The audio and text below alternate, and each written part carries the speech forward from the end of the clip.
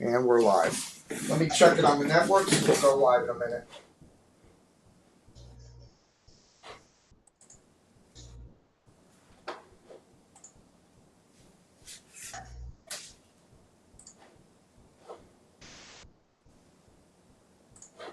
Okay, we are.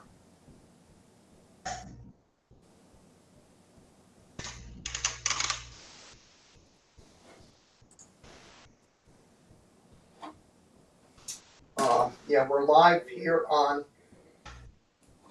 We're on YouTube. Let's check Facebook.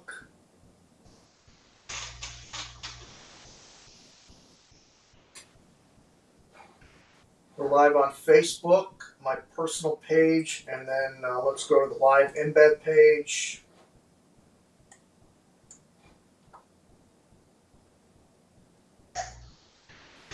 And we are live on all three. Good to go. No.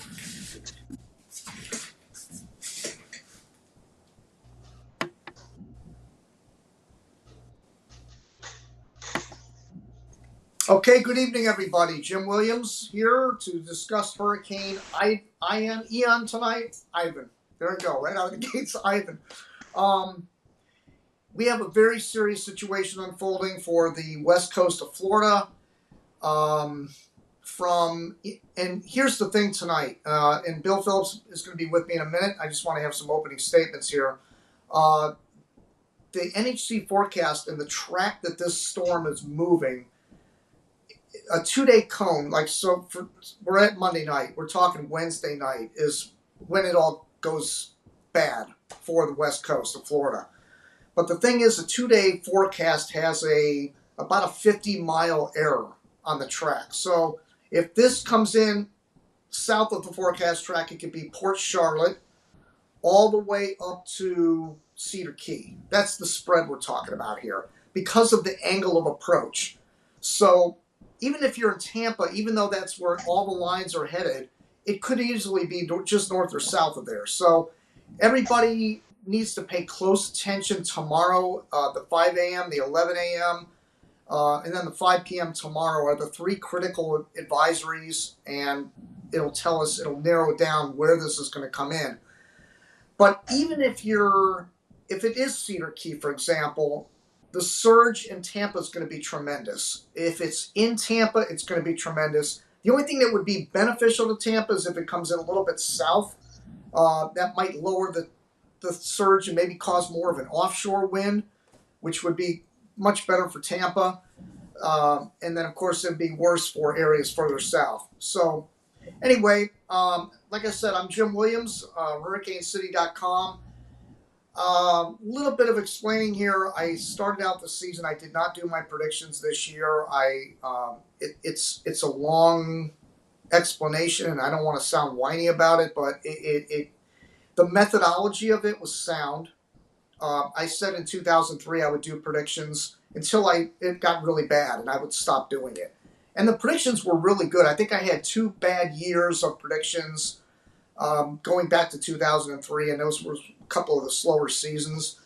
But the problem is that the people that do these forecasts for seasonal forecasts do them based on the number of named storms and the accumulated cyclone energy. And for the average person in a town that has a hurricane like Ian coming, that means absolutely nothing to them. And that's why I decided to go the city by city by city method, so people can, before the season starts, if your city's on my list, I better get ready for this hurricane season.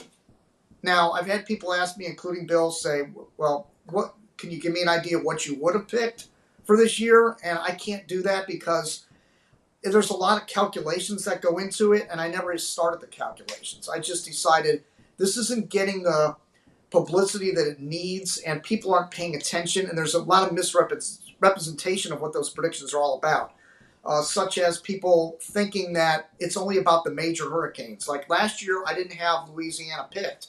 Even though Ida came right in there, I didn't have that in my top 5. And in fact, it wasn't even in my top 20.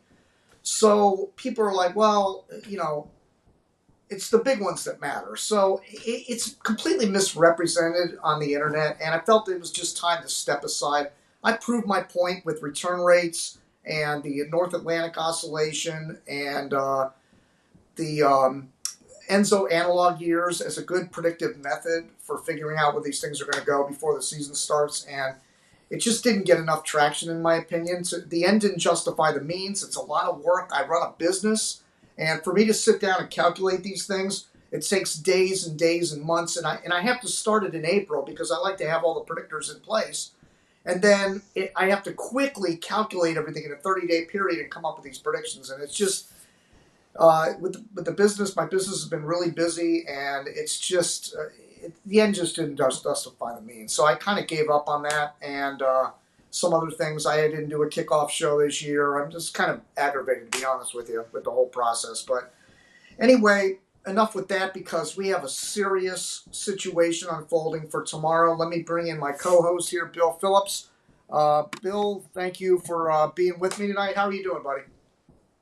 Doing all right. I'm going to piggyback off what you just said. Go on the front page of Hurricane City. It's under products. It'll say Jim's predictions. All his top 5 cities, and I believe the 2019 or the 2021 list is still up there in its entirety. The information on that page speaks for itself over the last almost 20 years.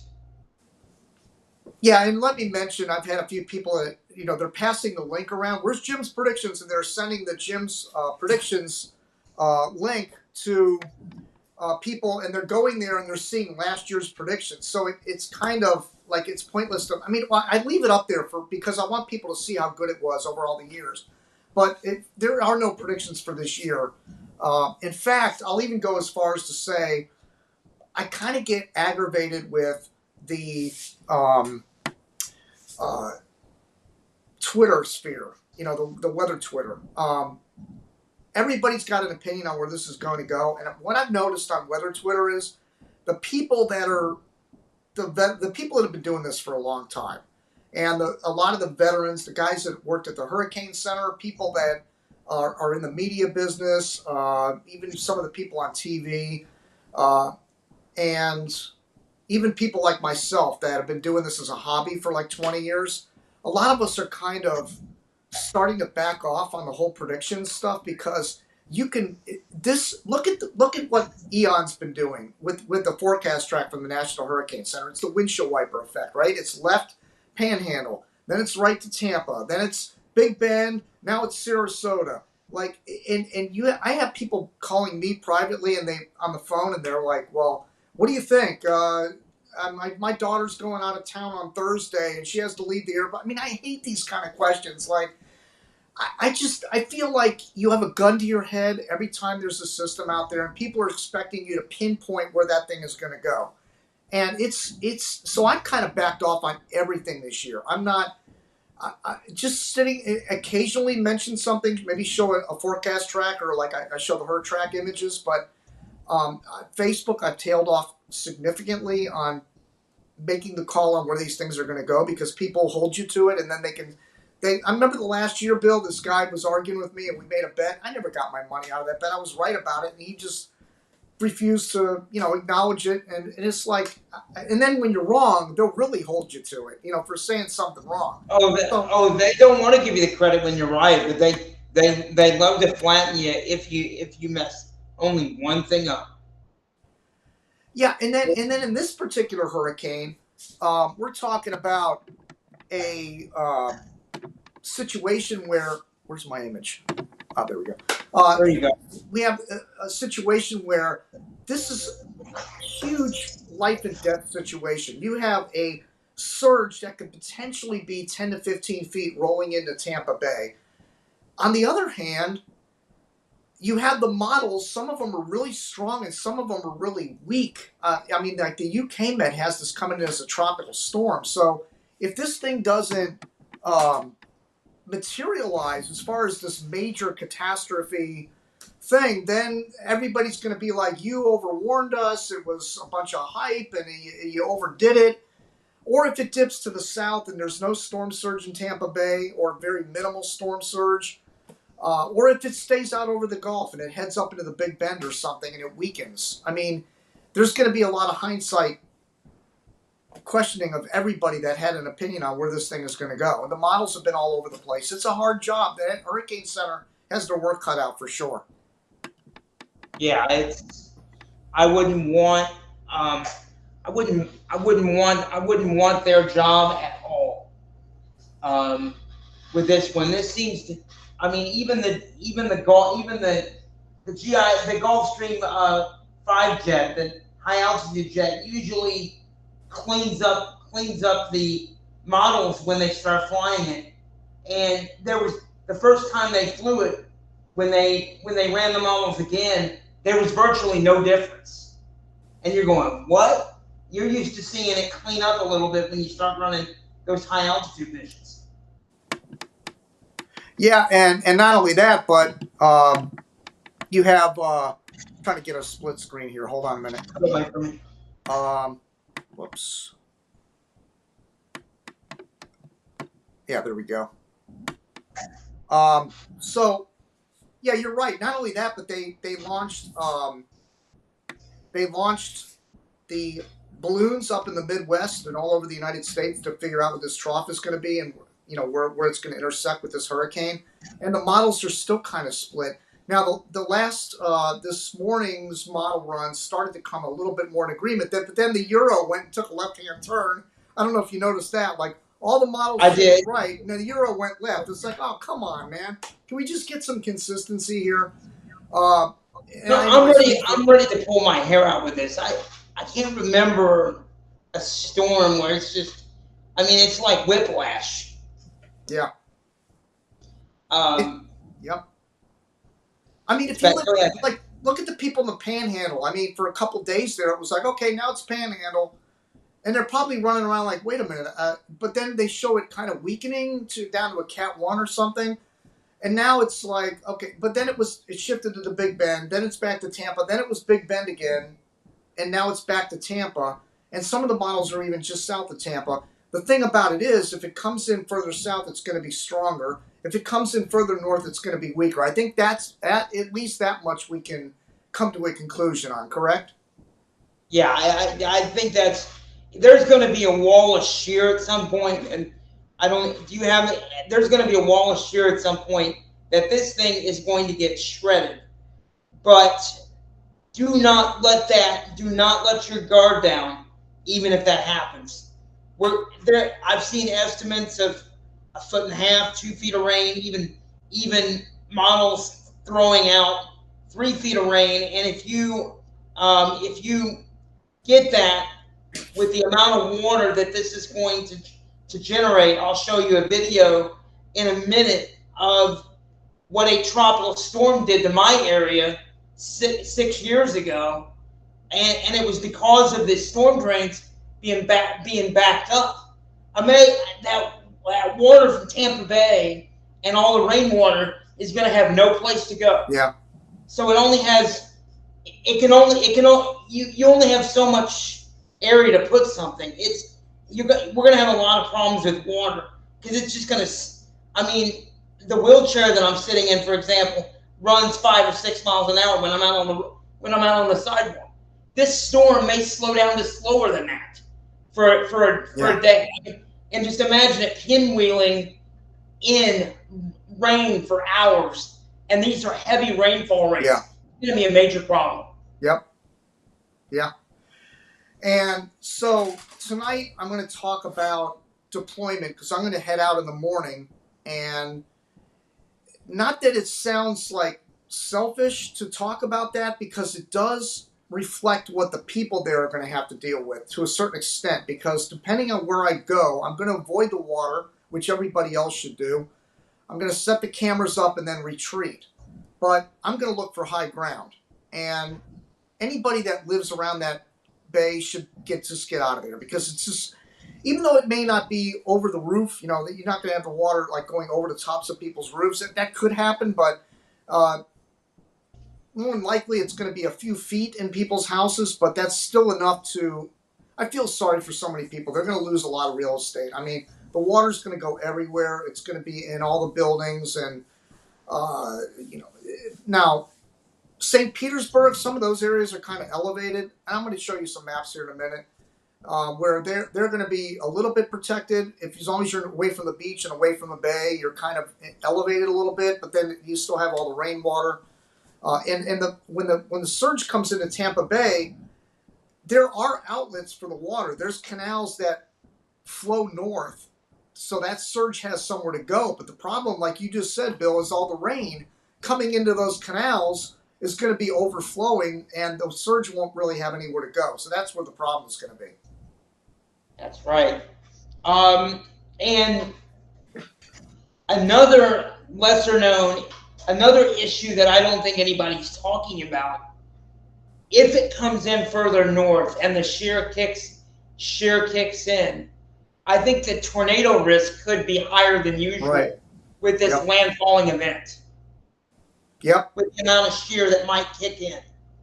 Very good point. Yep, that wind shear with those feeder bands coming in from the south, and then the shear at the upper levels causing rotation. And there's going to be a lot of. I think there's going to be a lot of tornadoes with this too, especially with Gulf systems. Now it was the northern Gulf, but Ivan, in 2004, I think produced somewhere in the range of like 50 tornadoes in like a 48-hour period. It was some high absurd number, if memory serves me. So you got it. I would normally tropical tornadoes aren't too bad, but with the amount of wind shear that this thing is going to have in the upper levels as it comes, especially if it comes in further north, could be a real problem. And we could have some pretty significant, one or two significant tornadoes would not surprise me. All right. By the way, we have our comments open tonight. I agree with everything you just said there. David says Mother Nature will have the last say. That's right. Jim's desk looks so empty. I don't know. Does it? I'm in a different area. We're using a different program for streaming tonight. I'm using an iPad that's facing a different direction, so it's a whole different setup. David, thank you for your knowledge and unsurpassed. Well, I don't know about that, but anyway, anybody want to comment tonight? There's you can just give me an emoji or something, or a smiley face, a frown face. You want to punch me in the face? I don't care. Whatever you want to do. I mean, I know there's a lot of people pissed off at me. Look, man, I've done doing this for a long time, and sometimes you get burnt a little bit, and along with running a business, it's you kind of hit a wall. That's what happened with this year. So I don't think their predictions are going to come back, but I'll still do these shows because I really think it's important for people to have regular guys like us talking about this, because there's a lot of regular people that are going to be impacted here. And these people in Tampa have no idea because they haven't had anything. I mean, since 1921. There's no one alive that remembers the last time that Tampa got hit directly. And when you see, I mean, putting aside the storm surge, which is going to be really bad, but when these people feel that wind out there, especially in St. Petersburg or wherever this happens to come in, and they feel 100-mile-an-hour, winds blowing at their house, they're going to be like, they're going to want to hit the deck and crawl under the couch. I mean, it's going to be scary. Now, the good thing is it does look like it's going to be in the daylight, so there's not the nighttime terrifying thing where you don't know what's coming at you. So there's that, which is a little bit of good news. At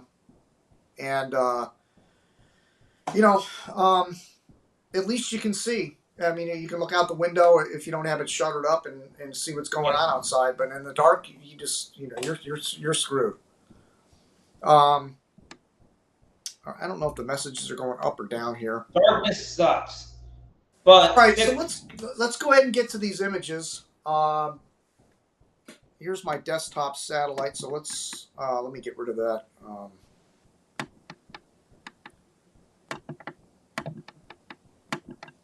All right, so there's our hurricane over here south of Cuba. You know, actually, Bill, it looks a little bit like it's not as healthy as it looked a few hours ago. Maybe it's just an illusion. I will look at a close-up satellite in a minute.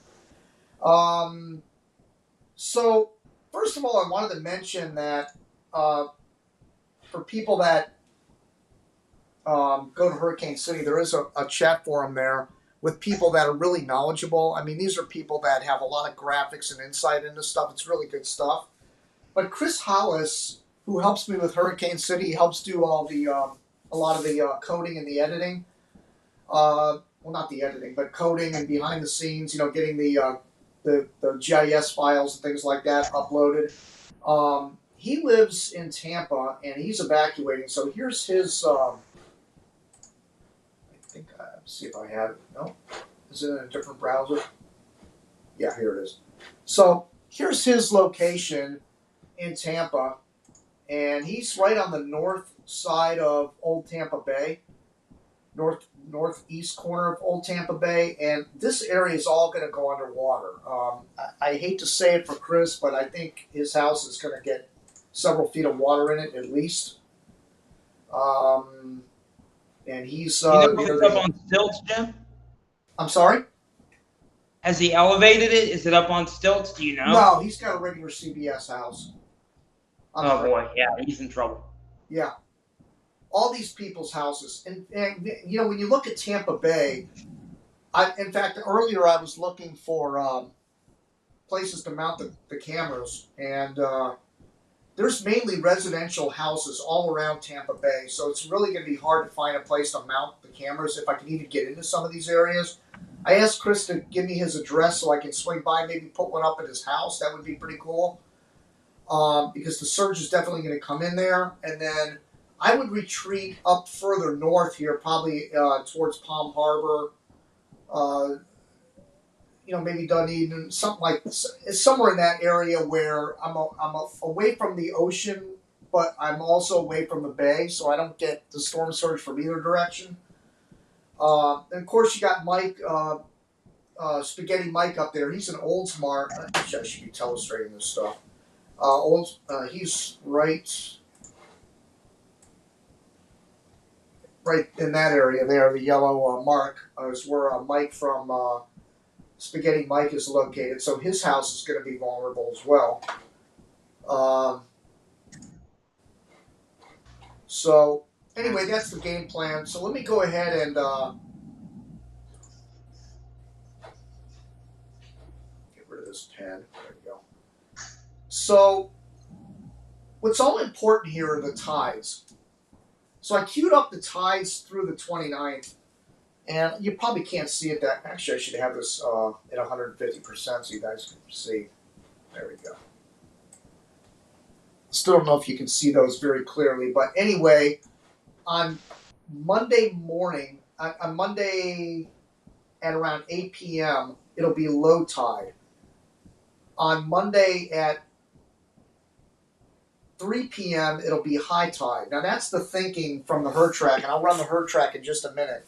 But the thinking is that this is going to be a high tide situation in the afternoon on Thursday when the hurricane is supposed to come roaring in there. Well, I don't know if it'll come roaring in there, but it's going to come creeping in there.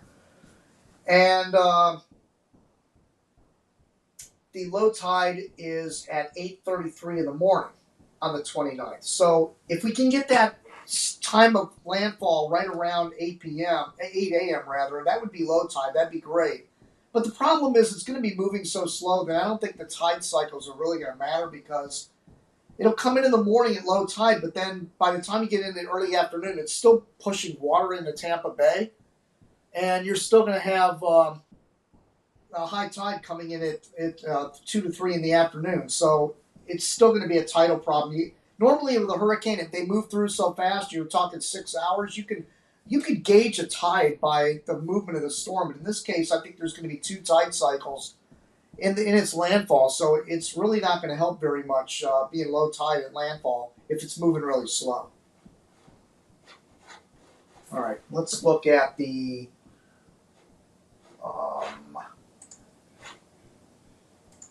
All right, so back in 1921, let's see if I can zoom it in. Here we go.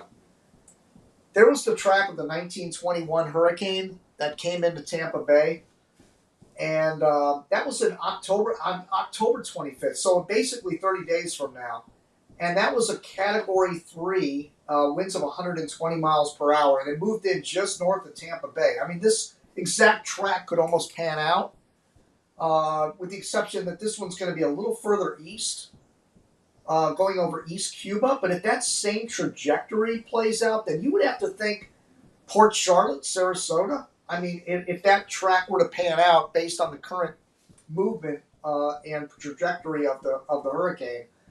But basically, I just wanted to show you this same exact scenario, 1921. And if you look in the database at Tampa Bay, this is what I love about my database, and this is why I made it, so that people can get a reference of the past. And when you have a hurricane coming, you can look and compare similar hurricanes to the past and see what they did. And this, here we are, this is the Tampa page. And at the top, it lists all the hurricanes and tropical storms that have brushed and hit the area since 1871.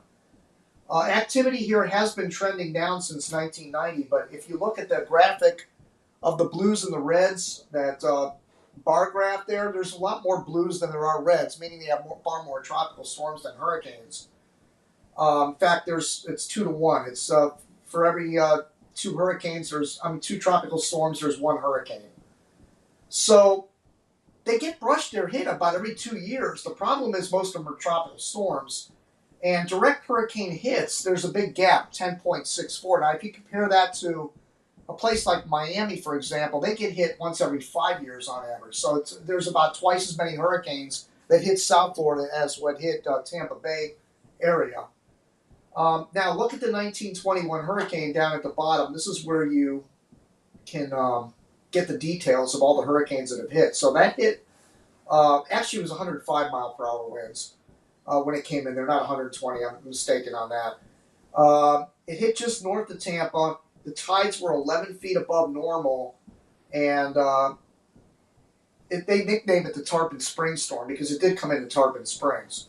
It caused $3 million in damage and is blamed for the deaths of at least 8 people. Pressure was 952 millibars, and here's the map of where it came in. And again, 105 mile per hour winds right over Tarpon Springs. So we could see something very similar to that.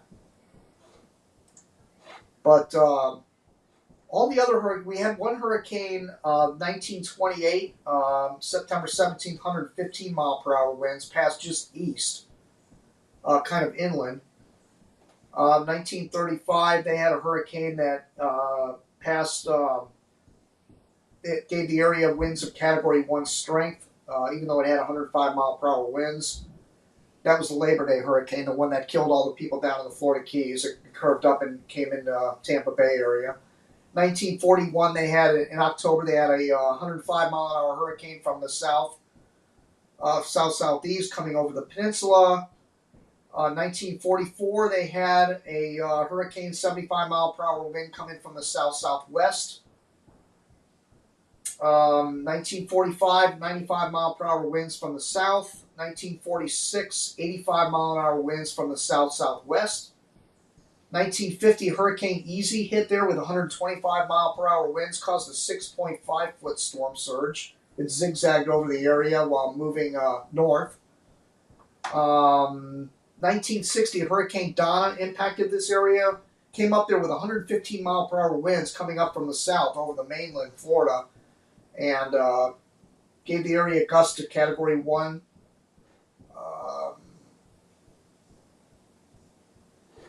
And Gladys hit in 1968, but caused a 6 foot storm surge. And 2017, Hurricane Irma passed 20 miles to the east with 90 mile per hour winds. So that's the hurricane history of Tampa. Not a lot of hurricane history. I mean, if you consider that's 150 years, there's been let's see, here we have 4 majors since 1871 that have impacted Tampa, meaning that a portion of the core of the hurricane, even if it was only for an hour, impacted Tampa. And they've had 14 hurricanes hit the area since 1871 of varying strength, but mainly category 1s and 2s. All right, so now let's get to the Bill. Did you want to show? You said you had something you wanted to show. When we get into some more graphics on Ian, I'll do it. If you want to start with that, then you can come back to me on that. All right. So here's surge projection. Start with the storm surge, and then we'll work to rainfall and things like that. All right, so here's the surge projection from the National Hurricane Center. I'm trying to. Seems like it's frozen here for some reason. Come on, load up.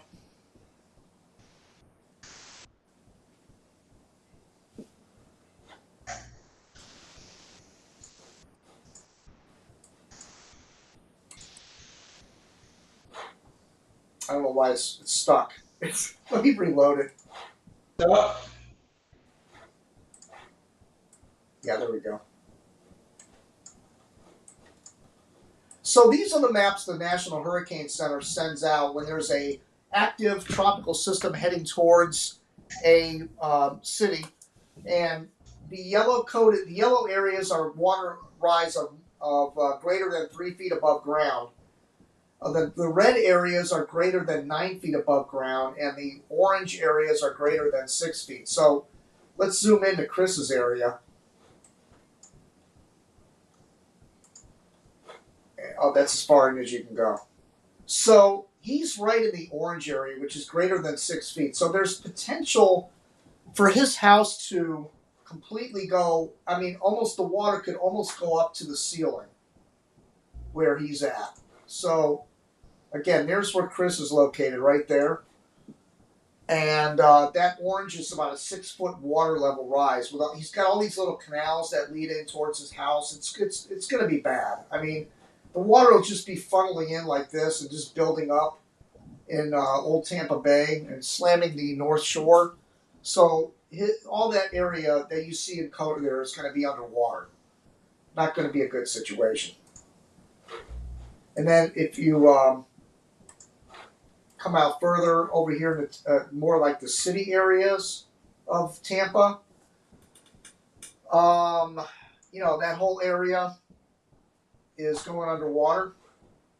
Can't zoom in anymore on this, but the Nhc Bay is somewhat shielded there a little bit, but all these kind of inland low-lying areas are all going to be under at least 6 feet of water in and around the city.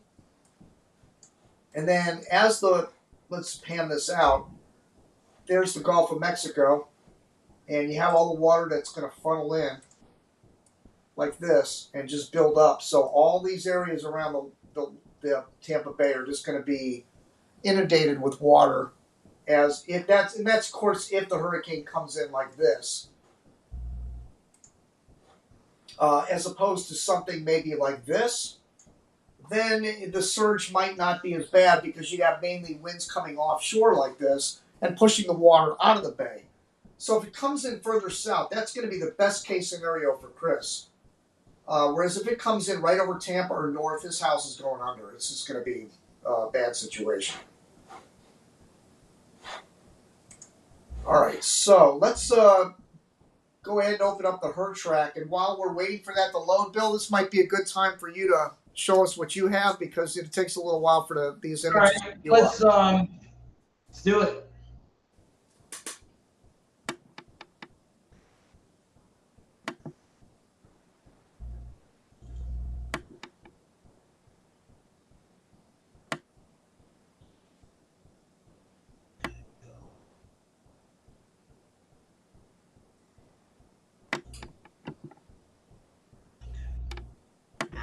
Okay, there we go.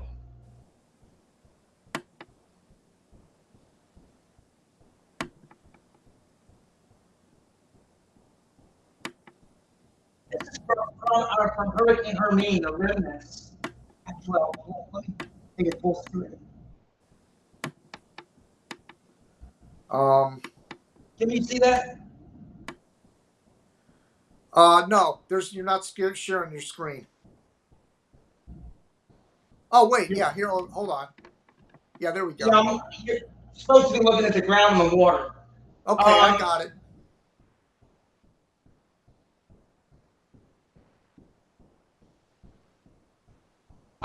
The sound's irrelevant. But what I want to show here is this Hermine dropped about 15, 16 inches of rain on my area on September 21st, 2016, or around those dates. And it caused the storm drains to back up. We had people driving through the floodwaters, raccoons out here, kids playing in the water. I mean, it was a zoo. The reason I bring this up is I'm going to show you the rainfall estimates for Ian in just a second. And these floodwaters are no joke. There can be debris in them, snakes, alligators, pythons. I say that because it's Florida. You don't know what's in this water like this. This is nothing compared to what you could see this week. I only bring this up for illustration. Let's How much? That was 15 inches of rain. That's not bad for 15. but I'm elevated. I'm elevated too. It was what you couldn't see is it was if I could have gotten down to the end of the street, it was much deeper if you go down if you go down towards the front end of my development. But anyway, next. Oh God. Next, where's the other? Here is the rainfall projections. Can you see that full, Jim, or no? Yeah, I can see it. It's good. You're good. Okay. Look, you got 15 or 20. There's 1 to 2 feet are near it in some of these estimates. Compound that on the surge. There's nowhere for the water to go. You're gonna have every canal, every tributary that bay feeds overflow its banks. And this is even going to be a problem for areas north, south, and even inland Florida, because this is away from the landfall point itself, because this is not going to be just a one-day event. It's going to be a slow death by 1,000 cuts with this storm. That's how slow it's going to be. And, I have a feeling this is going to be a really, really wet storm for the entire peninsula, because today the rain was torrential. I was just, I had to go get some last-minute supplies for tomorrow because I'm leaving in the morning to head over to Tampa. But the rain out there, it was fine when I left. And as soon as I got down into Broward County, this massive line of thunderstorms moved in. And I'm talking deep reds on the radar, the kind that, you're talking 5-6 inches of rain in a very short period of time. That kind of flooding rain where the streets go from nothing to flooding in a matter of minutes. And that's the kind of rain that's coming into the state right now. So this is going to be a really, really wet hurricane. This is going to be flooding, and things being submerged is going to be the story with this hurricane, not the wind. Even though the wind will be intense, it's going to be a water story. This is going to be huge flooding. Let's say, for example, for hypothetically, it weakens down to a Category 2 at landfall, which it could. I've heard 100-mile-an-hour wind gusts before, 90 and 100-mile-an-hour wind. And so is Jim, more than me. when you get to 90 and 100 miles an hour, the wind sounds like it wants to kill you. There's a different pitch to the wind that is awesome to hear, but it is sickening at the same time. Well, not only that, but it'll shake your house. I mean, when those gusts of wind hit your house, your whole house shakes. I have a CBS home, and you can feel it shaking, like not like an earthquake, but you can feel it vibrating with the wind, and the wind gets in your house. I don't care if you have shutters, if you have impact-resistant windows. The wind will find a way into your house. When Hurricane Wilma hit here, we're talking 105-mile-an-hour winds. The wind came in through the shuttered windows and was blowing papers off the table here in the office. So those are going to be, that's what people are going to be experiencing in the Tampa, give or take, area of winds getting in your house, regardless of what you have. I mean, I don't want to scare the crap out of people here. I don't want them thinking, oh my God, I'm going to have a 2x4 whack me in the head inside my own house. That's not what I'm implying. I'm just saying that the wind will whistle and find a way into your home, and it'll just be enough to maybe move papers around and things like that. But you will be shocked at the velocity of that wind, and everybody says the same thing. In fact, the director brought that up today in one of his videos. Great job, by the way, deputy director or intern director. What's his name again, Bill? Drawing a blank. Go ahead. Yeah, anyway, he's doing a great job, and he said today, people always say the same thing to him. I didn't think it was going to be that bad. Like, they think it's kind of like a nor'easter or something, and then when the core of one of these hurricanes comes over you, it's almost like a religious experience. Like, your eyes will get big like saucers, and you'll be like, oh my God, this is really bad. And I'm gonna look it up, but I think it was Jamie Rome. Jamie Rome, that's right, Jamie Rome. So anyway, people in these areas that are going to get hit on Wednesday and Thursday, brace yourself for an experience that you haven't experienced. Now, if you're down in Port Charlotte, a lot of those people went through Charlie. So those people are experienced. By the way, here's more comments. Josh in Connecticut, good to see and hear you, Jim. I've been following your work since 2005. I appreciate that. Smart 451 cab. Historic tracks have very little to offer with regard to projected current storms, conditions that directed a storm.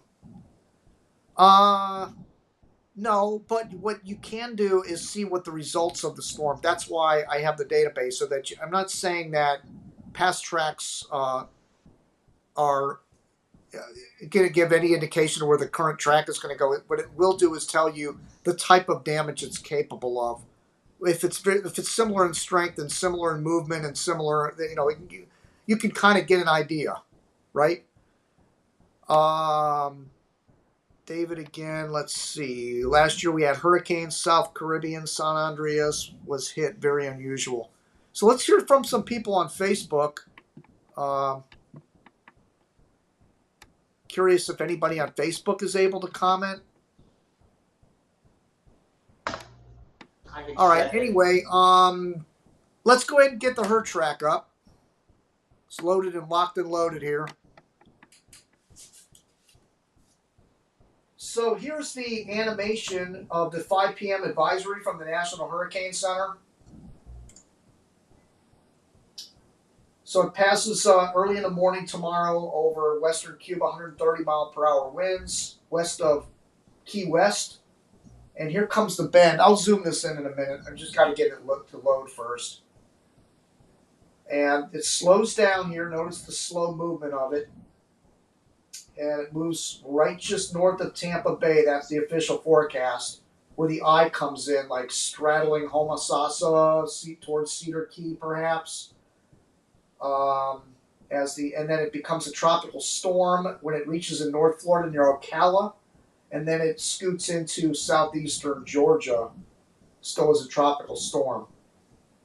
So let's zoom this in.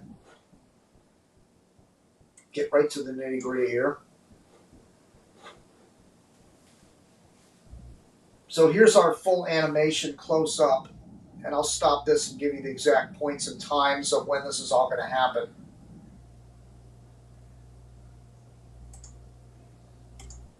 All right, so the closest to point, and again, this is as of the 5 p.m. advisory.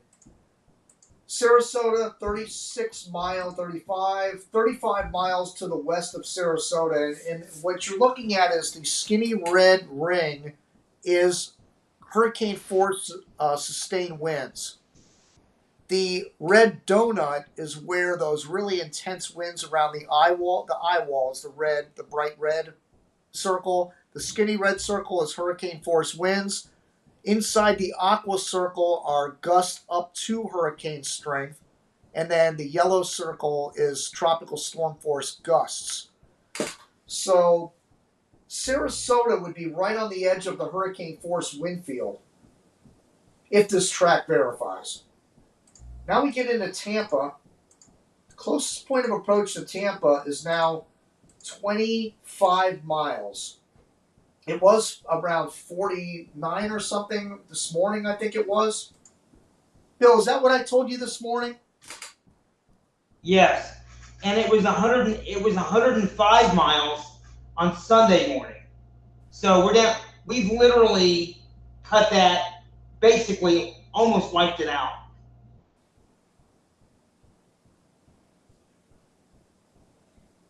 Yeah, this morning it was 40 miles to the west of Tampa. What's that? I'm trying to see the timestamp here. This was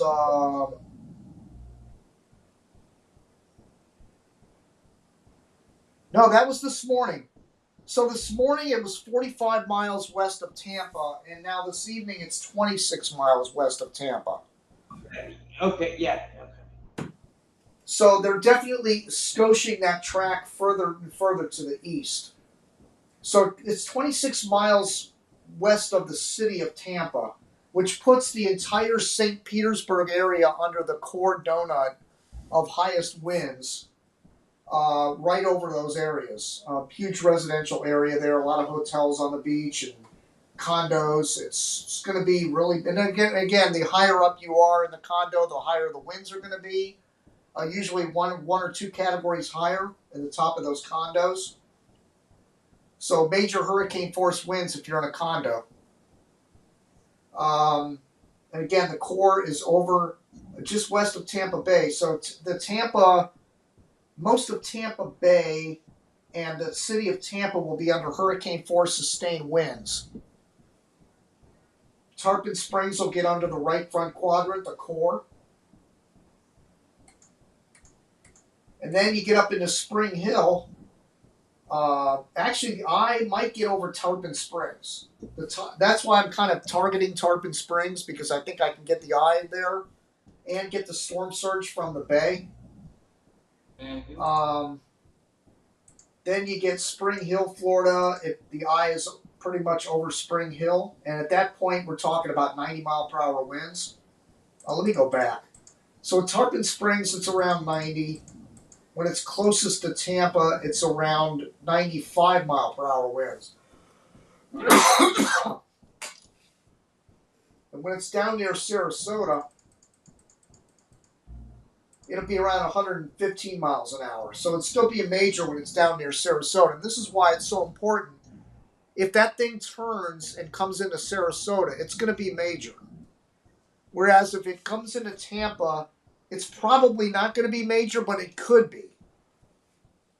Depends on how much it strengthens in the dome. It's a timing issue with the shear. If that's late at all as this thing is approaching, we saw this with, we've seen this with numerous hurricanes on the Gulf Coast, where shear is predicted and it's late getting in there or it's off. Don't bank on these wind speeds. My point is, this could very easily be a major coming in there. It may not be, but I would not be resting easy if I was a Tampa resident right now at all. Oh yeah, no doubt. But with that said, though, I don't want to create a panic situation. Not that I can do that, of course, but I mean, the media in general.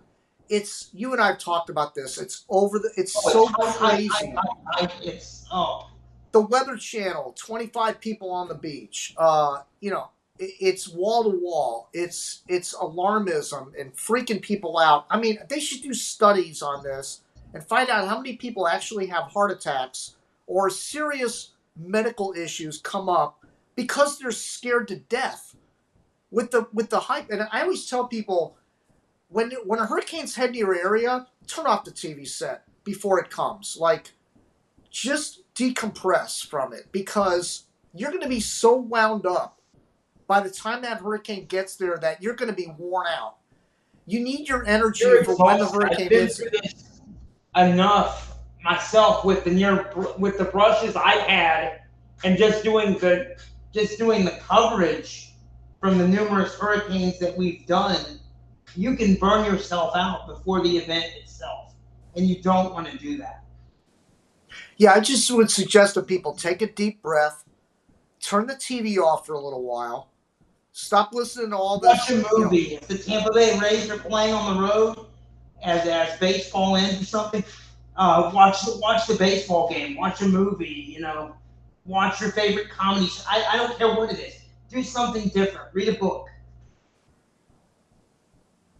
Well, I You don't mean, want unless you have to evacuate and you're trying to get information, that's a little different. But that's it. once you've settled in to where you're going to be when that hurricane is going to hit, if you're in an elevated area and you feel safe there and you don't think you're going to have to deal with surge and you have shutters and you feel like you have a well-built home and you want to ride it out, just turn the TV set off for a while, take a deep breath, and then when it's hitting, then you want to be alert and paying attention to everything. But up until then, it'll drive you crazy. So, I'm not one that Can't likes stress to this scare the enough crap out either. of people. I've Get said some it all sleep and along. get something decent. The hurricane business is fear mongering for profit, and I've said this all along, and I repeat it all the time. It's, for example, shutter and window companies. They're going to have their commercials airing constantly when there's hurricane threats, even though they know that there's no way that they can install the shutters or the windows before the hurricane season even ends. Like, they're not even going to get the permitting for it. So it's just using the hurricane as an excuse to sell a product. And the media, the local TV stations, they're masters at this. They have the full court press. They got all their starters in there, all the people that do the weather and the news and here's the evacuation and here's the buses and here's some homeless person that doesn't have anywhere to go and here's people fighting at Home Depot and they can literally make your head explode with some of the stuff. Tim, I watched Tampa media for about 2 hours today, for all four major networks. It was wall to wall. Oh, no doubt. And what they were doing was storm surge, hyping the storm surge. Armageddon, it's this. And I'm going, that may be, but what are you going to do about it?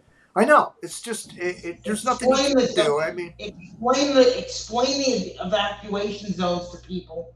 Do it in an intelligent manner and leave it at that. Yep.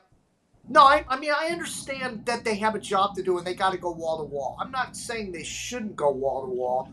I'm just saying if you're a viewer and you're settled in and you've already made your decision, turn it off because you're going to have a heart attack with that stuff. Unless you enjoy it. Some people really get a kick out of that. They enjoy. I mean, Jim and I are junkies. We can handle some of it, but even for us, we get tired of it because it's fear. A lot of it's fear mongering. Yeah. All right. So go on. Here we go. And again, it comes in like this towards Tampa. And like I said, if this thing hangs a hard right-hand turn south of Tampa, it'd be the best thing for Tampa. If it comes straight in on the bay or just north of the bay, that water's going to come piling in there. And all those areas I showed you earlier are going to go underwater. And again, it goes up into Tarpon Springs, Category 1 at that point. and then it heads up into the North Florida area. And let me zoom this out. And then for the people that are watching in North Florida tonight, let me animate this.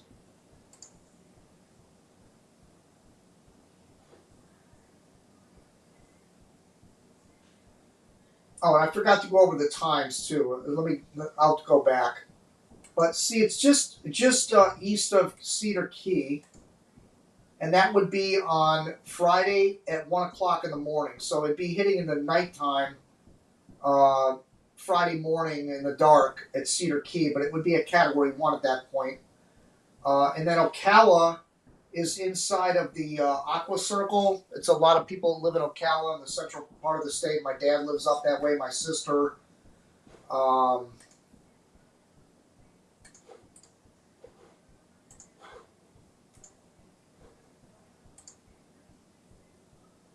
So the closest point, let me let it animate all the way through, and then I'll be able to stop it point by point.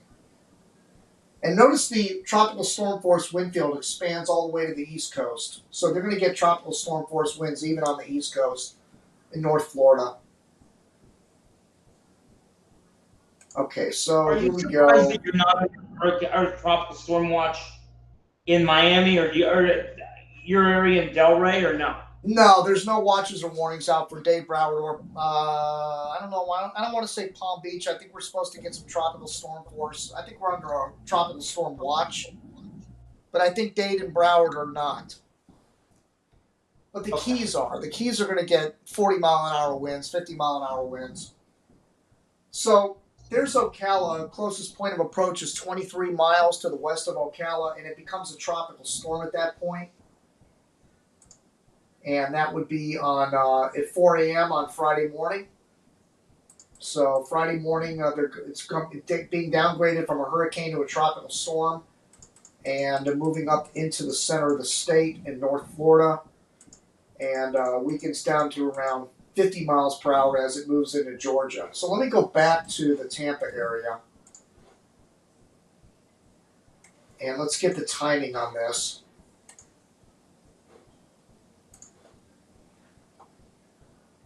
By the way, all those cities you see on that map, those are the cities that are in my database. So that's why I have them programmed into this program, so that I can keep track of the distance between each city and where they go, so I keep track of the statistics.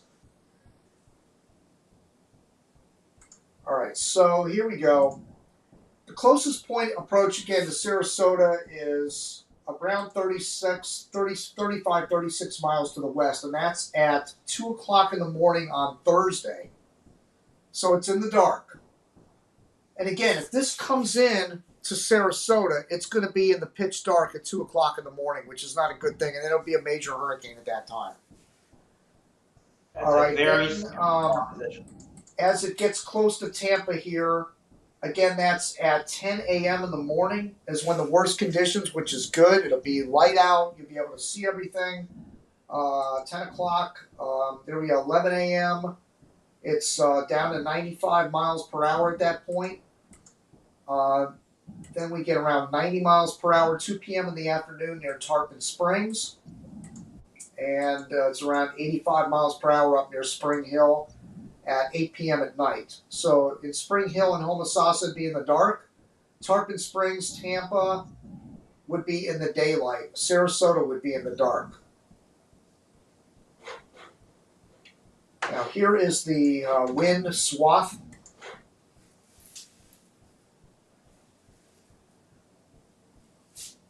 Again, I want to hear people comment. If you're on Facebook listening in, use the comments down there. And I don't even know if it's even showing up on here.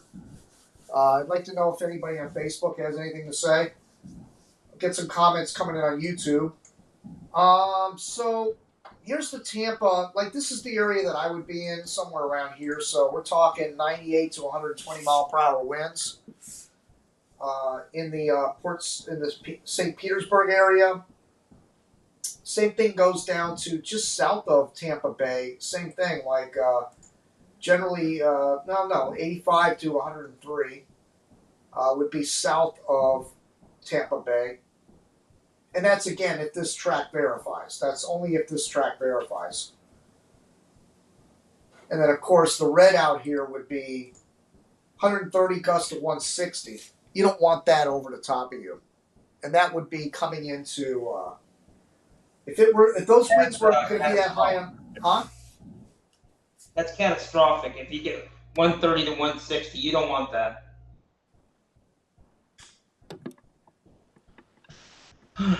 Okay, so somebody I think posted on Facebook. Let's see. Yeah, Facebook. Diane Cronin. Same thing goes down to just south of Tampa Bay. We really appreciate how thorough you are in your coverage. Appreciate that. Good to see somebody on Facebook commenting. So yeah, I mean, if that red zone, if that red area there, the core comes in on the Sarasota, south of Tampa Bay area, that would be devastating. I mean, it would be, I don't know if 160 is accurate, though. I think it's a little bit of a stretch. I think it would be probably more like 130, gust of 130 maybe. But that's I don't think it would be roof off. 130. No, that's You gusts. think it would be coming apart. It would probably be 110, 115.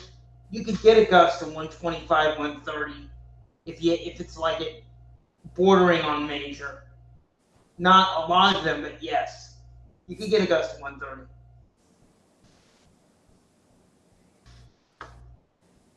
Well, yeah, I mean, it depends on how strong it gets in the Gulf too. I mean, if it this is only if it gets up to 130 to 140, like the NHC forecast calls for. But what if it gets up to 150 or 1? What if it becomes a Cat 5? I mean, I don't know that that's going to happen, but what if it does in the southeastern Gulf? Well, that changes to me, that we talked about this yesterday privately. That changes the calculus a lot. No, good. That's a game changer for sure. And I will say this: I'm not going to sit here and rule it. I mean, it put a show. This thing put a show on this morning. Going. We've already seen a period of a 35 knot increase already from this thing. This thing went from 60 miles an hour at 8 o'clock last night to a Category 2 at 5 o'clock this afternoon. Yeah. So you could literally go 2 categories in 24 hours. I mean, we could go from, Cat 2 to a Cat 4 by tomorrow night at this time. And this is not like a Gilbert or a Katrina size storm. It's still relatively compact. When they're compact like this, they can spin up. Yeah, and I'm glad you mentioned that because, being a small... Now, I did notice that the eye is 30 miles wide, so it's not as small as Charlie. So anybody that's comparing it to Charlie, you're on crack. Like, it's definitely much bigger than Charlie, but it's not as big as Katrina and Ivan and, Michael and some of the other ones. It is smaller than those hurricanes. And when you have a small core like that, the storm surge doesn't have as much time to build this gigantic wall of water. And I know they're trying to alarm that living hell out of everybody with, your houses are going to be floating down the street and everything. I don't know if this is going to be as big of a surge as what they're projecting, simply because, for 2 reasons. The size of the core is small. It doesn't have a lot of water to travel. Once it leaves Cuba, it's got a couple 100 miles of water, a few 100 miles. It's not like Katrina, where it had the whole middle of the Gulf of Mexico to build up a surge, and then it was moving due north. And when they're moving due north, it's a freight train. When they're moving northeast, it's kind of the winds are kind of crossing over the waves and kind of chopping them down a little bit, so you don't get that huge surge that you're getting from a system that's out in the middle of the Gulf of Mexico that's got a big, gigantic, wide wind field. And the other thing about it is the fact that it's... Well, I'm repeating myself now. No, it's not. The inner core is rather small, so I don't think we're going to have the large, the massive surge like you saw with Katrina or anything like that. No, I agree. it's just not going to have the time to build up the surge and the big wall of water. Now, as it slows down, it might, what it's going to do is trap the surge. You see this, and I hate to, well, actually, I'm not going to use the comparison. I changed my mind. I'm not going to use that comparison because it's terrible.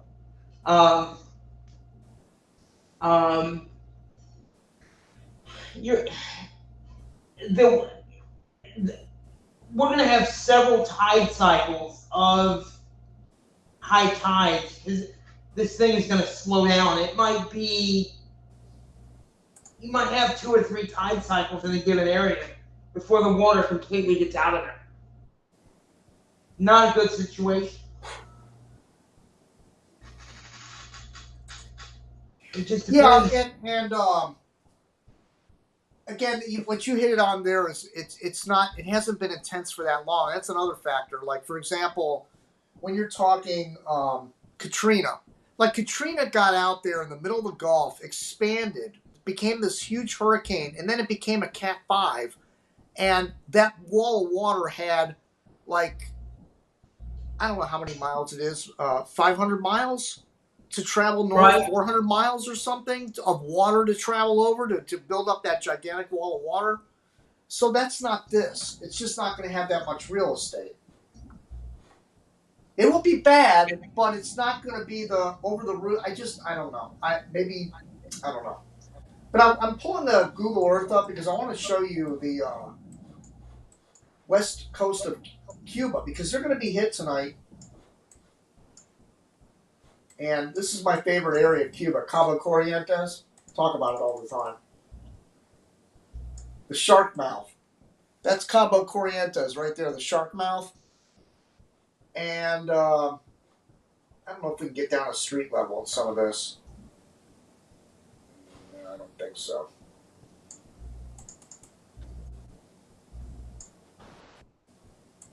No, I think Cuba has that lockdown anyways. But the whole west tip there, I always ask people, have you ever been to Cabo Corrientes? And this is going to hit Cabo Corrientes, although it might hit a little bit east of there. But there is a city. There's all kinds of houses over here in Manuel Lazo. They're going to get the full brunt of this tonight and tomorrow morning. Looks like a relatively large city there. Right. A lot of single-family homes. See how well these homes look like they look like they're decent built homes. Again, we can't get down to street level. Nope. No.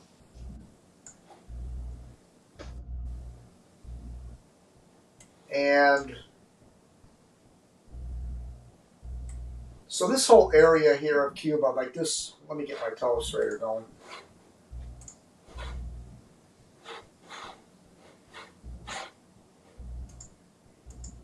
Nope, can't do it. Looking at a satellite image, Jim, I think we know. I think you said it looked a little degraded from this afternoon. If you look at the last couple of images, I think Yeah, I'm going to pull that up in a second. Reorganization closer to the center. So there's Savannah right there, and the hurricane's going to come up like this. So it's going to pass west of Havana. The hurricane force wind field is going to be like right here. So Havana's going to miss the hurricane force wind field more than likely. They're going to get tropical storm force sustained winds. Again, if you look at a lot of these areas, it's sparsely populated out here. Let's take a look at an image or two here.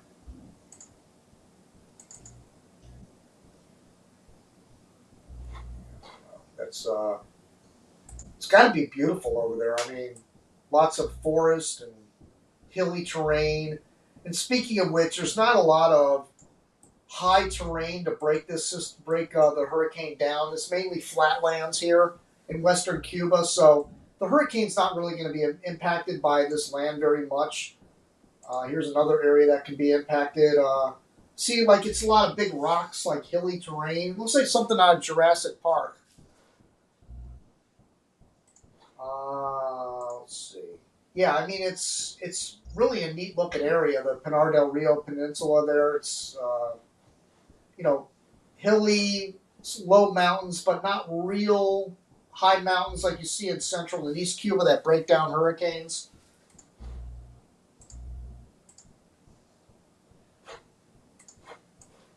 So that's what that area looks like. I just wanted to kind of give people an idea of the area that's going to be impacted here.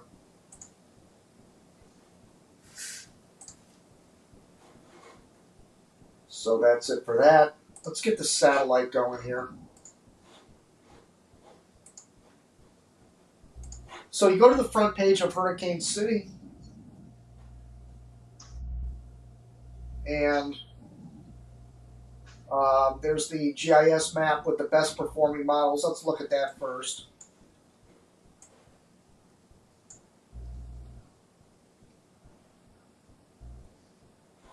So again, there's split with the models. Like these are the best performers. Let me get this zoomed in a little more.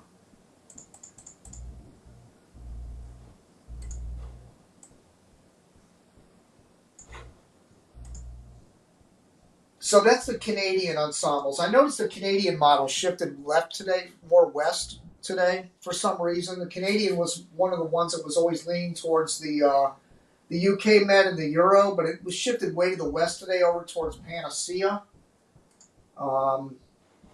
This is also, Canadian ensemble. And that's the official track is the yellow. And then there's one model that takes it way over here, and that's the HMON. And I noticed the HMON did shift today, and it takes it right over Tampa and across the state. And the HMON all week long, or at least the last several days, has been keeping it way offshore. So the HMON really shifted over to the east. And while I have this map open, if you notice it's got a little population centers. That's what's so neat about these maps.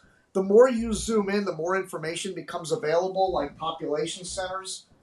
For example, you click on Tampa, and it gives you the population there for Lake Lido, 101,220,108 people live in that area.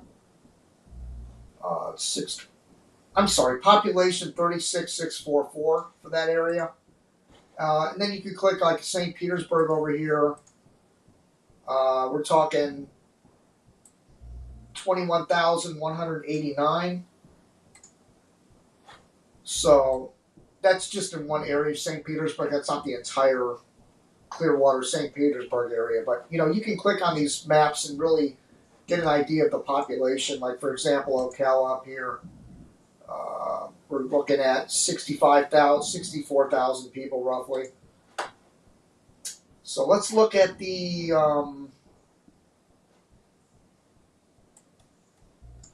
zoomable satellite and zoom in on our system here this evening. Jim, do we have recon out there by chance as well? Yeah, I'll pull up a radar too.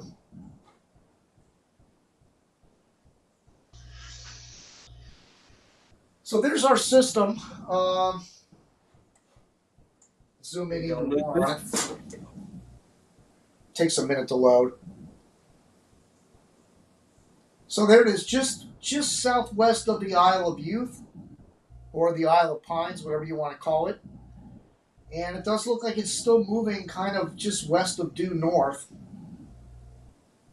But not real. I mean, it's organized, yes, but not strikingly organized. I mean, you don't see an eye on it yet. I mean, this was supposed to be becoming almost a major at this point, and this doesn't look like it's major yet. See, look at even the last few frames, the convection has waned a little bit. It's not, you don't see any of the dark purples, the pinks and everything. It's kind of just grays around the center. So, might be in the beginning a little bit of an eye forming in here. We'll have to see, or at least a visible eye on the satellite.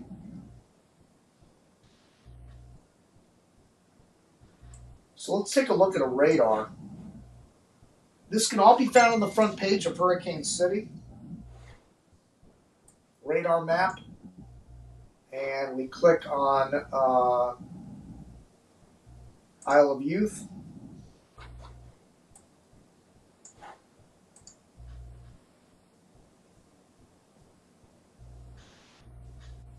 Radar's probably getting slammed right now. It's one thing about Cuba, though. Their radars work. I don't think their radars are working. As soon as I say that, of course not. Oh, there it goes. Yeah, it's not a real good shot. Let me get a better view of this.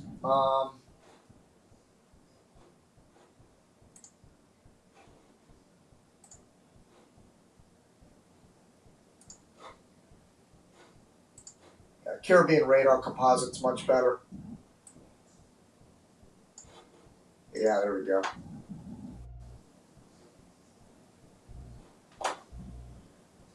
Yeah, pretty. Caribbean, let's see, radar composite.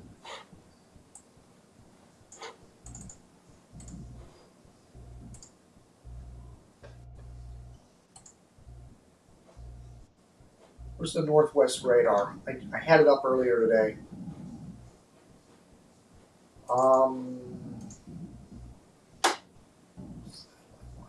Where the hell is it?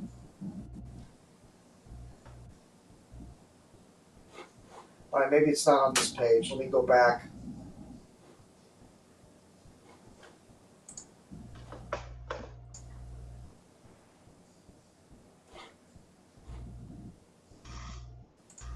Here we go, Northwest Caribbean. Yeah, this is better. Pretty. Yeah, there you go. So let's zoom in on this.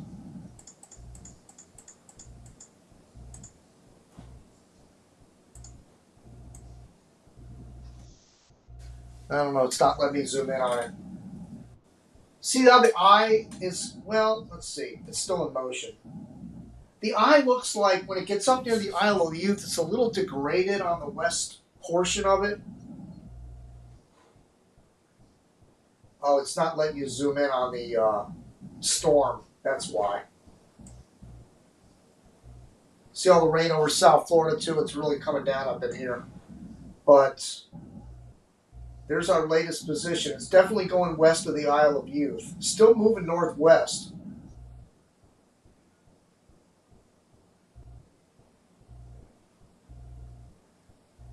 And the eye is degraded a little bit on the west side. All right, so let's go to the recon. Yeah, I don't think we've had a closed eye wall with this thing yet at all. It's either been open to the south or the west. Let me just pull the Key West radar up, the ridge display, see if it'll pick up the hurricane down there. I doubt it, but Not yet. Maybe tomorrow. yeah, close. It's just getting in the eye. You can see it right at the bottom of the screen, just coming into view there.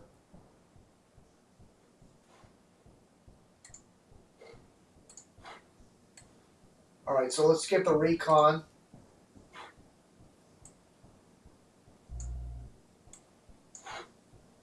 Okay, so here's the Gulf Stream. Just want to show people this because this is when they fly to sample the environment. So you can even see the plane. It's not like a regular hurricane hunter. It's more like one of those like a Learjet or something, more or less. And you see the pattern they're flying out here. It's like north of the storm, and they're just trying to get an idea of where the pressure ridges are and what the pressures are all around it, so that they can put that into the model data and give us a better forecast. And you click these barbs and you can get information. Let's see, flight level wind.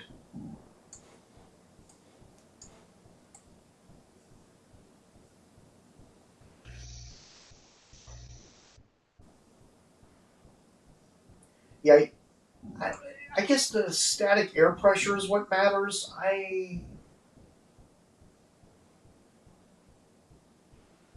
Yeah, but the point is, all this data that you're looking at on the screen will go into the overnight models, and hopefully, the goal is to narrow the cross-track spread. You don't want to see the euro on one side and the HMON on the other, or vice versa. You're trying to cut that out.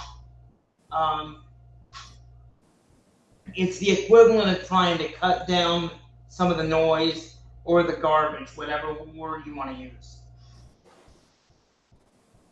Yeah, I would love to talk to somebody that dissects these drop zones from the high altitude aircraft to find out exactly what they're looking for on this, because it looks like the air temperatures means a lot. Like this is minus 99.2 degrees Fahrenheit, and that's at 47,000 feet. So they're flying up there at 47,000 feet. So I'm wondering what is it the air temperatures that they're focused in on that can indicate what the pressure is, or I'm not really sure how that works. I'd love to pick their brain a little bit about the high altitude aircraft. But in a nutshell, like you said. Feet, that's up at jet stream level in a lot of ways. I mean, that's up where your big winds are. All right, and here's the mission number 17 into Hurricane Ian. Are they coming back or are they leaving? It looks like they're coming back. Coming back. Oh, they dropped a couple of so zoom in on that. Wow, 967. So we have that's quite a drop in pressure, actually. It was 980. We were at 980, so it's dropped 13 millibars. We were at 980 this morning, 976 at 5 o'clock. I don't know what. Let me pull that up for you. I won't talk out of my butt. We were at 976 at 5 o'clock. Let me see what the 8 o'clock report was. All right, so according to this, we have 967 millibars. Eye characters, spiral banding, eye shape not available. SFMR winds are 972. And what time was that? 5 o'clock. 8 p.m. They got it down to 965. So it's extrapolated from that 967 you're seeing. They must not have hit it, or they've extrapolated the data a little bit. It says 965.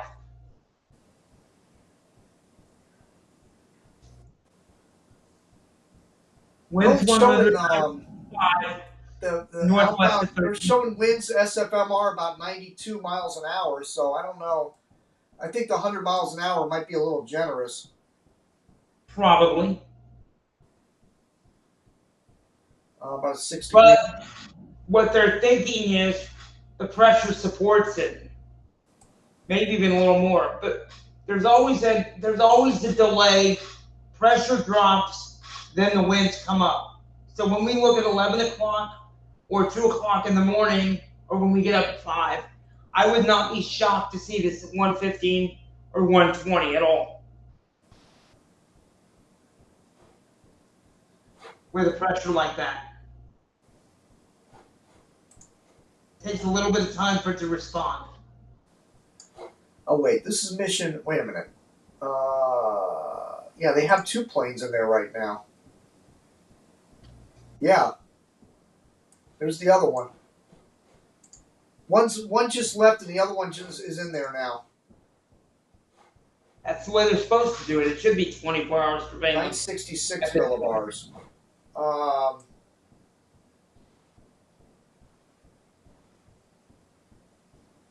Concentric eye walls. It's already going through an eye wall replacement cycle.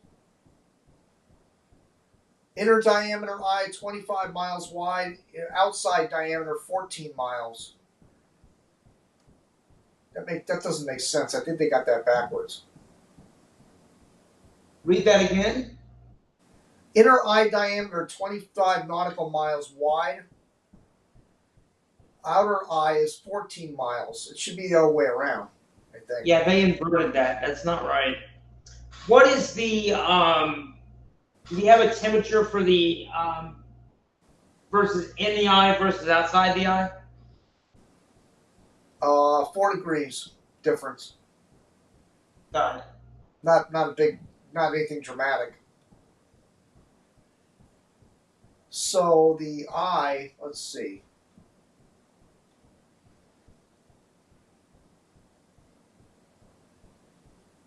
Highest winds are on the northeast of the center, which is typical.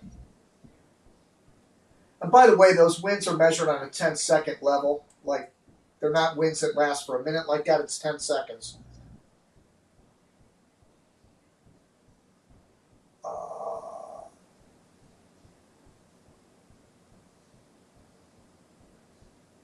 Yeah, they got concentric eye wall. That's interesting. That's indicative of a eye wall replacement.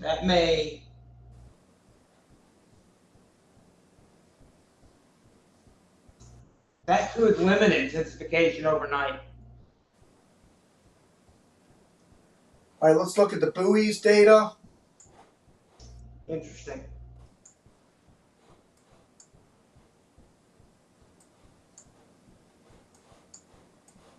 There's our hurricane. No ships around it, thankfully. No buoys either, unfortunately. Let's see what this buoy out here is showing. Water temperature 85.5. Bad water. 1 knots gusting to 30 out of the northwest.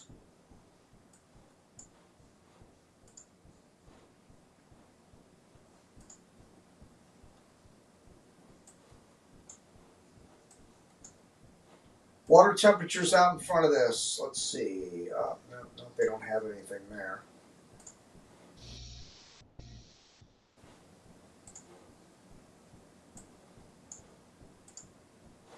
Water temperature 86.4 out in front of it, like due west of Naples. 86.4. 86.5. And then as you get up towards Sarasota, you got 87-degree water temperatures. St. Petersburg, 85.5 degrees. 85.8. So about 86 degrees near Tampa, 87 near Sarasota, and 86 down near Naples.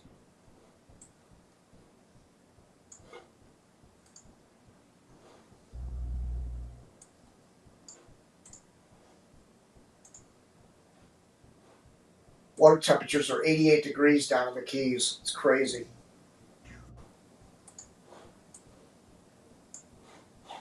All right, so what else can we look at here? Tides, we looked at. Elevation, rainfall, radar, surface temperatures. Let's look at that again. Let's look at the wind shear analysis and why we're talking about potential weakening down the road. So those temperatures are, according to this graphic, those are the 86-degree temperatures, which is the darker orange colors on the map there, which extends over the western Bahamas and over South Florida and out towards Sarasota. And then it gets a little cooler north of Sarasota, drops down to about 85.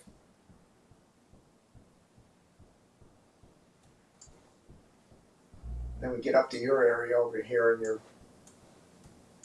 down near, you've got the bright yellows there. You're over at around 72-degree water temperatures up your way. Okay, let's look at the best track data. Oh, you wanted to look at the wind shear. Let's look at that.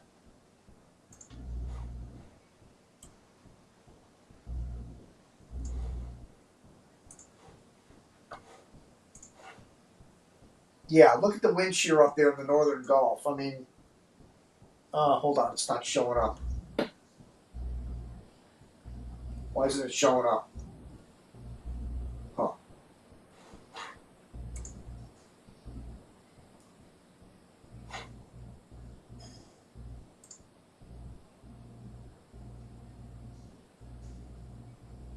Showed my desktop, but it won't show the wind shear. What the hell?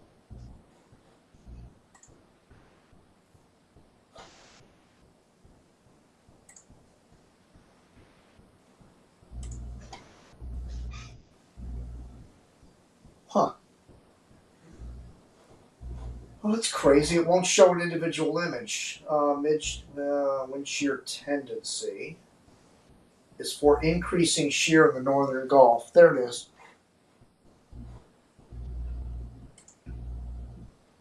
Yeah, there we go. See, it's not real bad, but it is increasing up in there.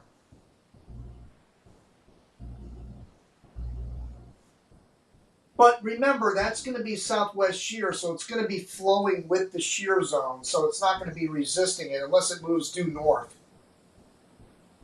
Right. We're talking shear 50 knots, man. That's pretty intense up there in northern Gulf. Over towards, if it goes in towards Tampa, you're talking like 40 knots of shear.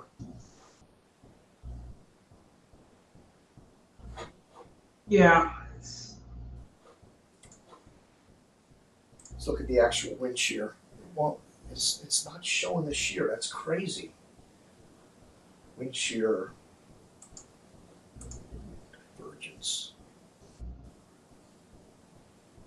Wind shear. It won't show the wind shear map for some reason. It's the only thing it won't show. This is from Wisconsin. Okay.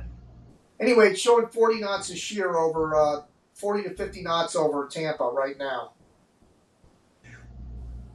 That's not very favorable for strengthening. That's why they're weakening this. Nope.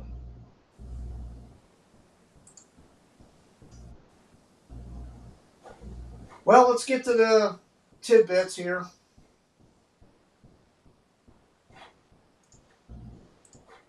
Oh, let's see if I have any new comments.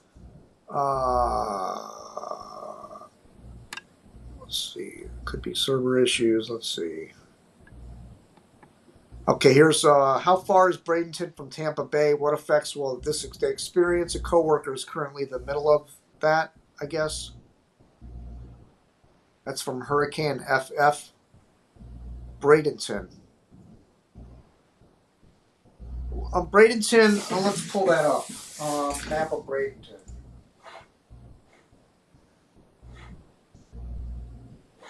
Actually, we can pull up the.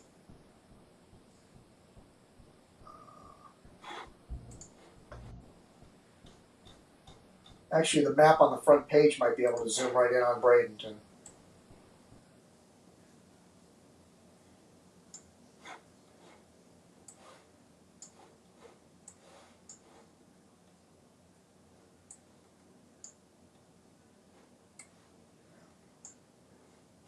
Bradenton.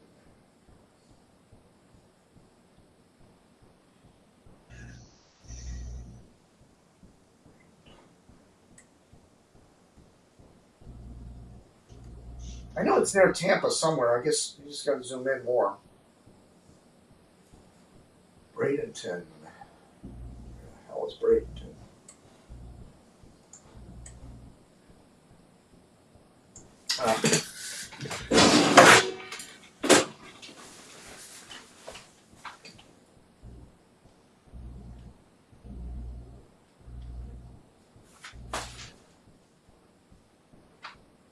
Bradenton.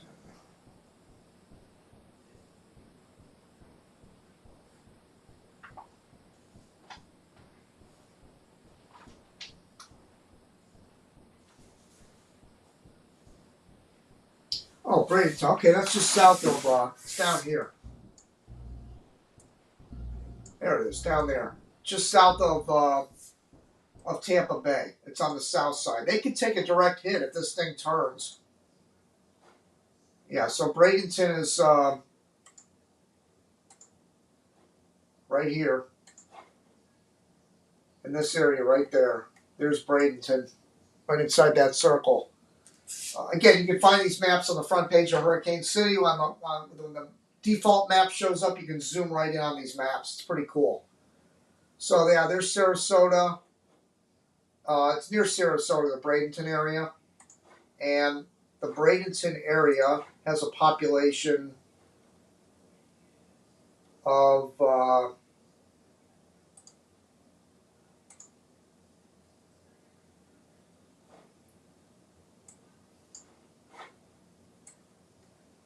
55,698 people live in Bradenton, but it's just south of Tampa Bay, right on the ocean. All right, so let's get back to our models.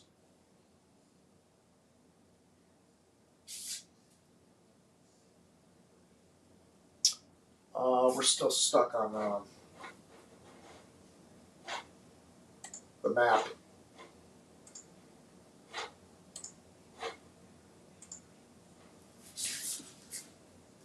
Come on. Now it doesn't want to show the models for some reason. Bill, you still with me? I don't hear you. I'm still here. Okay. Next one is Josh. Good to hear you, Jim. Oh wait, we're going to old ones now. Let's see. Hold on. Yeah, I'm good. Let's see.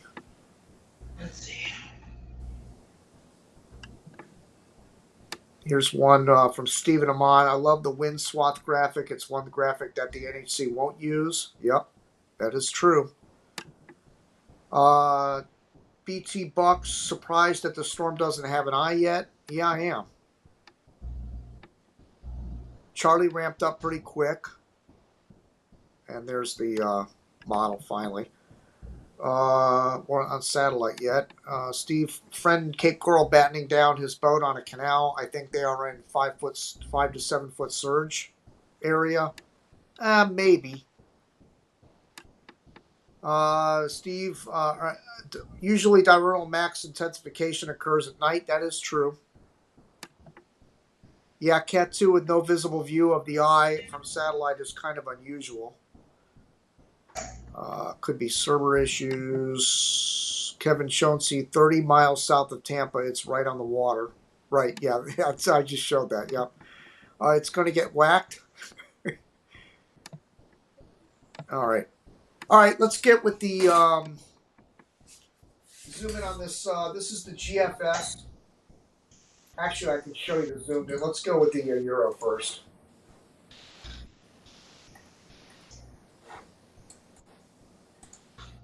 Yeah, let's try to zoom it in a little bit.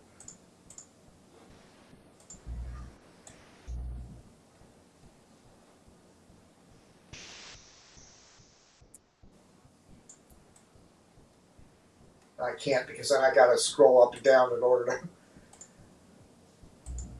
All right, let's just go with this. Okay, so here we go. This is the European. Takes it right into Tampa Bay, 954. Wow, that's pretty intense. And then weakens it to 964, 973, slowly moving north-northeast, and drifts slowly across the state. It has that making landfall at 51 out. Well, that's September 26th. That's the 28th at 21Z.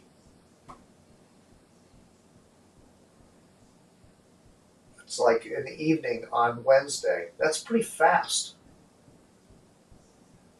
I think it's a little too quick. Yeah.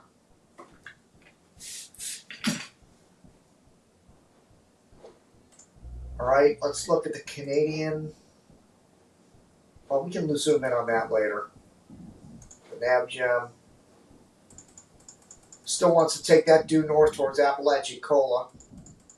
And I don't buy that because if it takes that track, it'll get sheared to pieces with that wind shear out there. And it's showing it at 966 in the Apalachicola. I don't think that's going to happen. No way. Not with that amount of shear up in the Northern Gulf. All right, here's the icon model. Icons. So that's really shifted. That's shifted quite a bit east. That has it coming in at 950 millibars. Completely onshore, it's at 959, but it comes on at 950. And that's just south of Tampa. That's the icon model.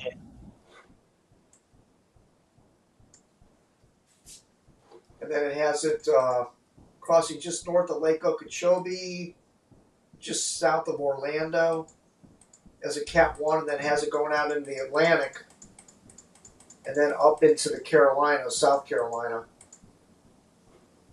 Another hurricane hit up there. Wow. See if that icon pans out. All right, let's get to the H wharf.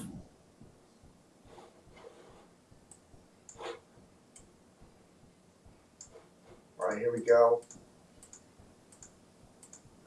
H wharf was stubbornly keeping it offshore. Now it's kind of bringing it in.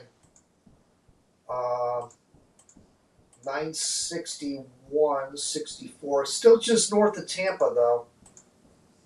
No. Wants to go up into Cedar Key. Cat 1. Stays offshore Tampa. Probably by a good 30, 40 miles at least. It has it at 955 when it's passing Tampa, though.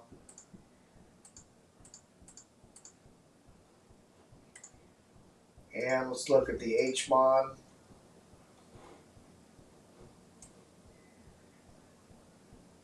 Okay.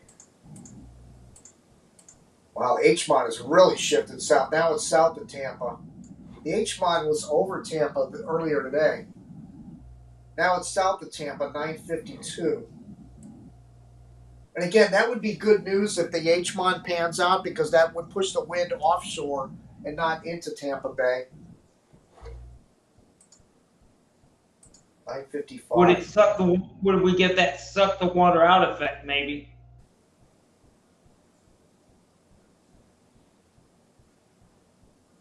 To the south.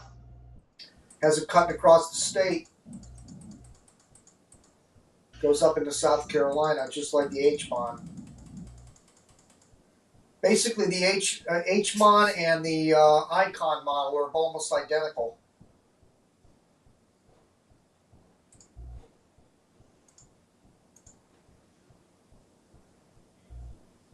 All right, here's the HFIP. 947, 949. 958, right over Tampa Bay. 969. Right over Tampa Bay. These models have shifted a little east. That's been a trend all day, really starting since yesterday evening.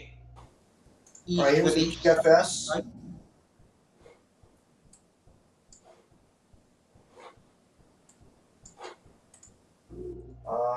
958, 964, right into Tampa Bay. Then it straddles the coast and starts moving north, 969. And then comes on shore in Cedar Key, 980. You know, I noticed a lot of the models, even the UK Met, has this kind of a northeast track, and then it bends real sharp to the right, and then it stalls out, and then it starts moving north. It's a weird track. Like something drags it in real quick, like the trough drags it in, and then it stops and starts moving north. Well, what they're talking about is it possible that we have a trough there are almost two troughs here. One bypasses it, leaves it behind, and then you got to wait for another one to kick it. Right. Is that what's going on? Almost makes you wonder if that's what's going on here. Grabs it, but it's not strong enough to kick it out and keep it. Usually we see it all the time, when a trough gets a hurricane, it slings it off to the northeast, and it's gone. Yeah, but this is a flat trough. It's not coming down like a scoop. It's just pushing down on it, kind of. Which is why it would cause it to go east like that. And then once the trough light lets up and starts to retreat, then the storm moves back north again. Yeah. All right, so I mean, there's consensus. It's going into Tampa Bay. I mean, all these models. Let's see. Let me look at the Canadian. No, Canadian is still offshore. Yeah, the Canadian's the only one that's stubbornly keeping it way off Tampa Bay.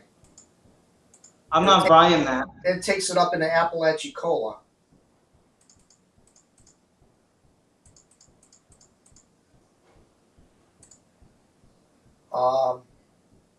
Let's look at this, the NAM.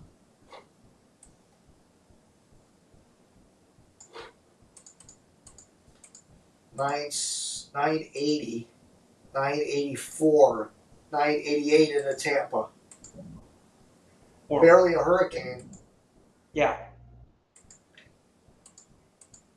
The NAM hangs it up right over Tampa, and then it slowly drifts to the north. Let me look at the.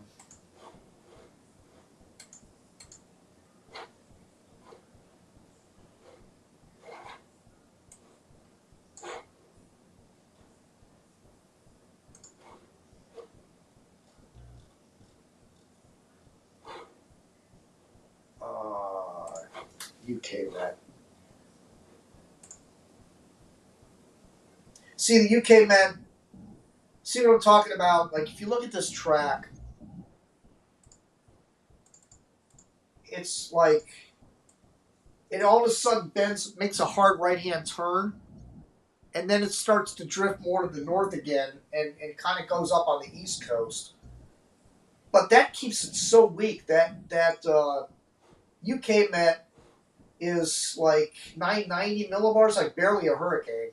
I mean, that's nothing.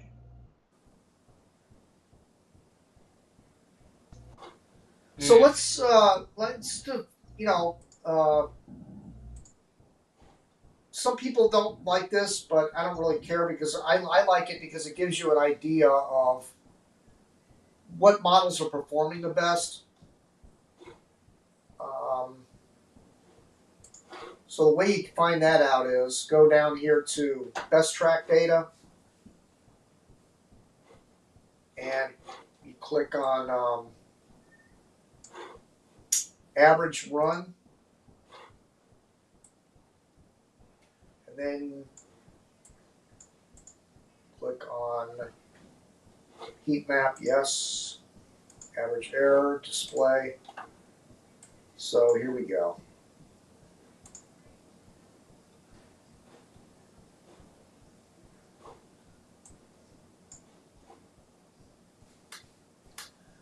So the darker the green it is, the better the model is performing. So you want to look out here over on the right-hand side of the scale because that tells you in a series of time over the past 5 days which models have been in the green zone. And you want to look for the dark green, which is really the best. And it's slim pickings. Like the models are having a really hard time with this. The AVNO is okay. There's a couple of greens there. There's the AVNO right there.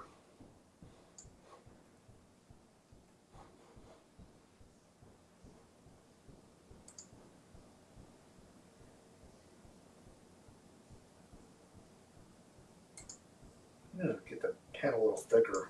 I don't know why it's so thin all of a sudden. Use a different color. Yeah. All right.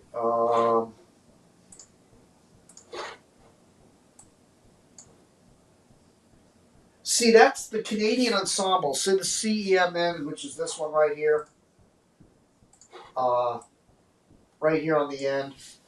That one is showing off by 122 miles at 5 days. That's pretty good compared to the other models. And that's the model that takes it up into Apalachicola.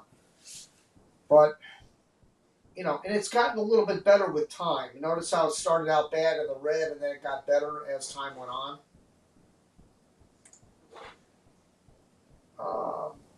Yeah, the main Canadian model is 54.8. That's really good. Yeah. The Navy is not doing that bad either. DRCL.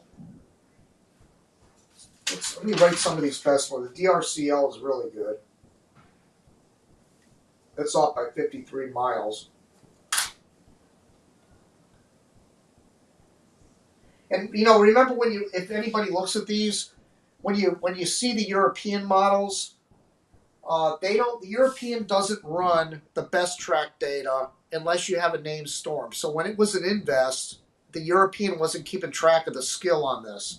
So the European is behind the other models. Only goes out about 3 or 4 days. So let's look at the operational Euro, and it is it's the ECMO. Where is it?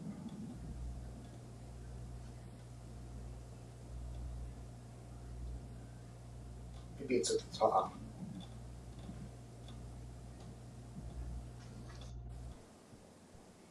Yeah, there it is. ECMO, 67.1. It's a little worse than the DCRL.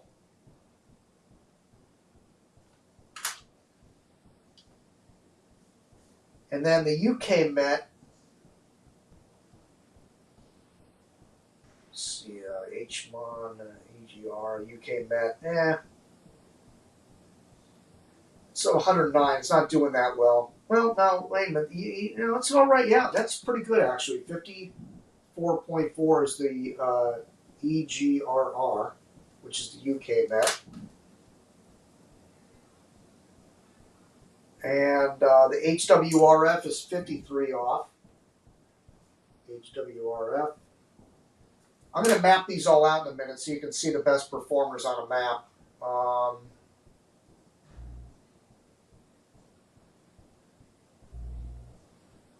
RVCN is pretty good. Another consensus model, 72.2. And the TVCA, TVCE, and the TVCN, and the TVCX. The TVCs, aren't those consensus models that are Yeah, those averages? are the consensus, yep. I want to And just the UK explain Met that. model is 54, yeah, UK Met, UKM.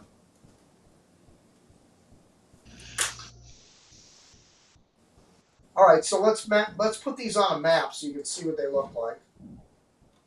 It's going to tell you where they're going to go.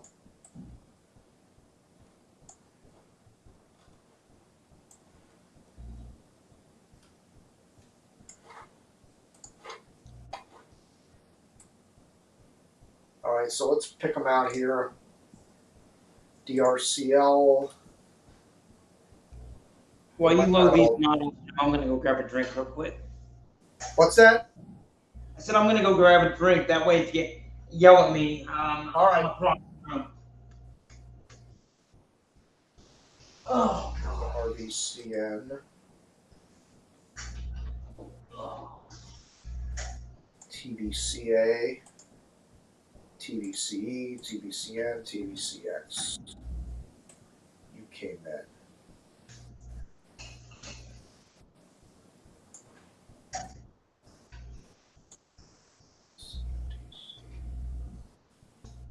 EGRI, HMON, HWRF,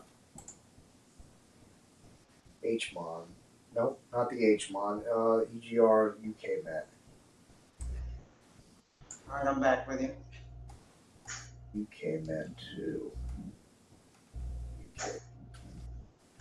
All right, so let me zoom in on this. There's the majority of the models we just talked about.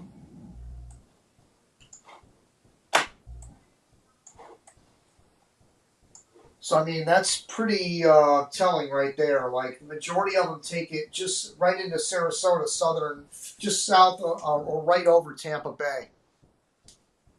These are all the best performers. And there's the one straggler out here. which is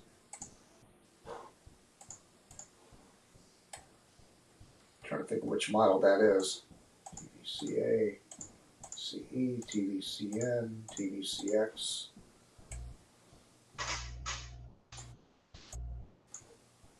Oh, it's the H wharf. Yeah, the H wharf was always the one that kept it lingering it offshore. So other than the H wharf, all the best performers taking it right over Tampa, south of Tampa Bay, just south of Tampa Bay, right up Tampa Bay. The eye goes right up the bay. That is a frightening scenario right there. Yep.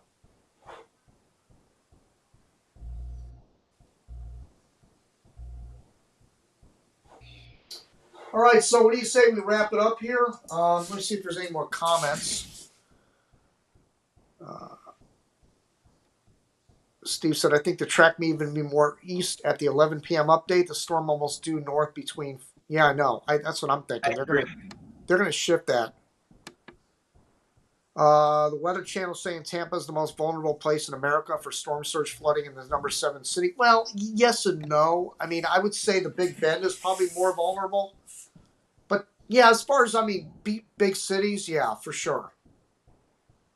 But I mean, you could put New Orleans in. Wait a minute. Are we just talking about the state of Florida, or you want to throw New Orleans in here? No, they said the most is the most vulnerable place in America for storm surge flooding, and number 7 city in the world. I can see their point. I won't argue it. Yeah, I can see that. Yeah, there it is. You are seeing the comments, right? Yes, sir. Yeah, okay. Thank you guys for Matthew. You're welcome, Matthew. Thank you for watching. All right, so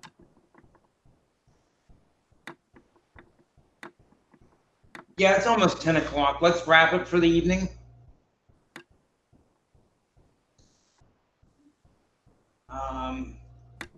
I want to stay with you for a minute, Jim, off air. All right, so you're off screen. You want to get back on camera? I got a split screen right now. Nope, I thought I was close enough. What are you sitting in your underwear or something? No.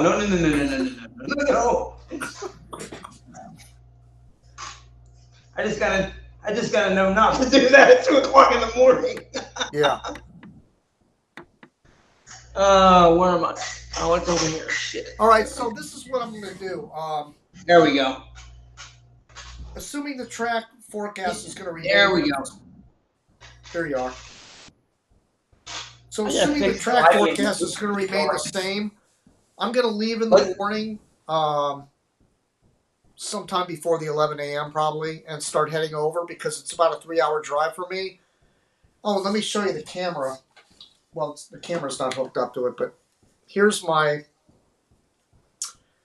It's got the anemometer hooked up, and the camera goes inside this housing right here.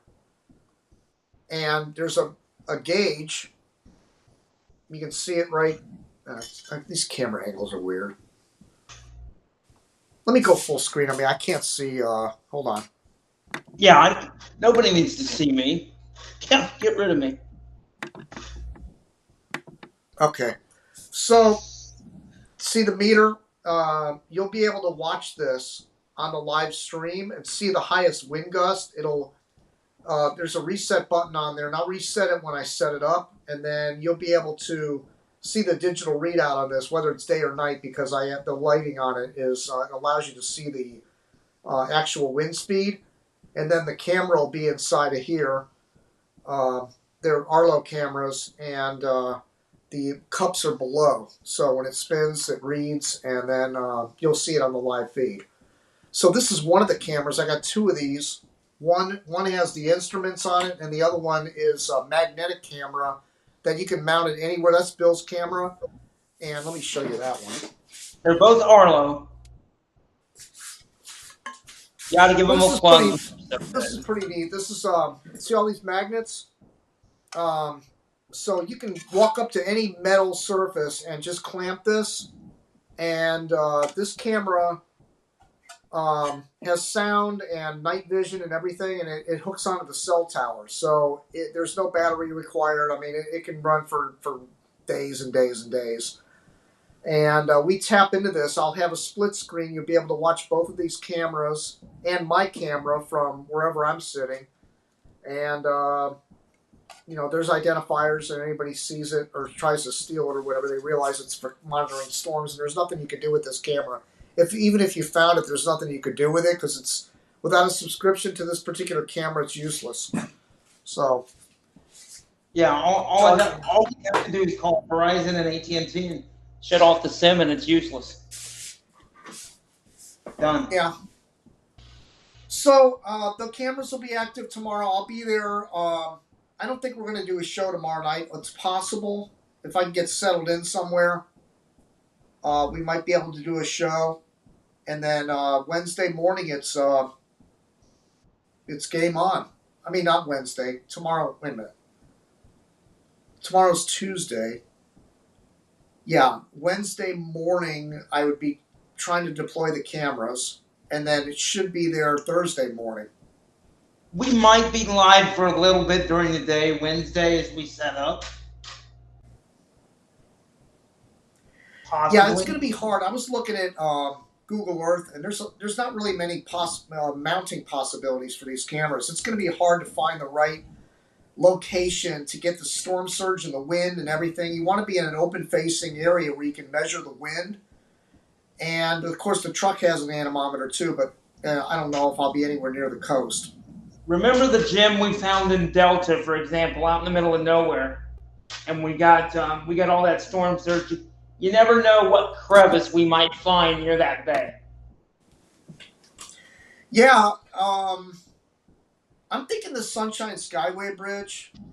That might be where I come in from the south and then explore that area, because you know what? Like I said, if this thing comes in south of Tampa Bay, it might not be the best place for the camera would be south of Tampa Bay, because you could watch the water flowing out of Tampa Bay. But then here's the problem. At some point, there's going to be a northerly motion to this. Even if it goes in south of Tampa, it's still going to come in. It's still going to move north again. So that water would all be funneling back in there again. Is there an angle to where you've got? I'm sorry, I was going to do something on my screen. Where it would go direct? Is there a chance it would go directly up the bay, or is that too hard of an angle to get? No, it could go right up the bay. Yep. That would be frightening, but cool. Yeah, the eye passes right over the bay. That would be something. And then it would keep its source of energy, too, because the water. So what are you drinking? Pay attention to your local authorities. That's our responsible thing to say tonight. Maybe if you're in an evacuation zone, assess it, assess your own risk and make your decision. But like Jim said, once you make your decision, tune it out for a second. Rest. Yeah. Yep. Because Wednesday night, Thursday, you're not going to get a lot of sleep. They're noisy. You're stressed out. It's fun if you're like Jim and I that enjoy it. But if you're a regular person, it's very nerve-wracking. Yeah, and to go back on what you said about the amount of time between you've been prepared for the hurricane and it feels like it's forever for the hurricane to get there, right? You're going on day 3, where the city's basically shut down. I can't imagine there's any business as usual going on in Tampa right now. So everybody's battened down, and they're going to be... Schools are shut down tomorrow and Tuesday, so the parents got to figure out what they're going to do with the kids. That's not normal. Yeah. It's like a pandemic all over again. Well, you can't ask them to do remote learning. You got people evacuating, perhaps. So there will be no school tomorrow at all. And by the way, not to get political here, but Go ahead. I don't care. the amount of people that died from COVID in Tampa area is far greater than what you're going to see for this hurricane. That I can guarantee you.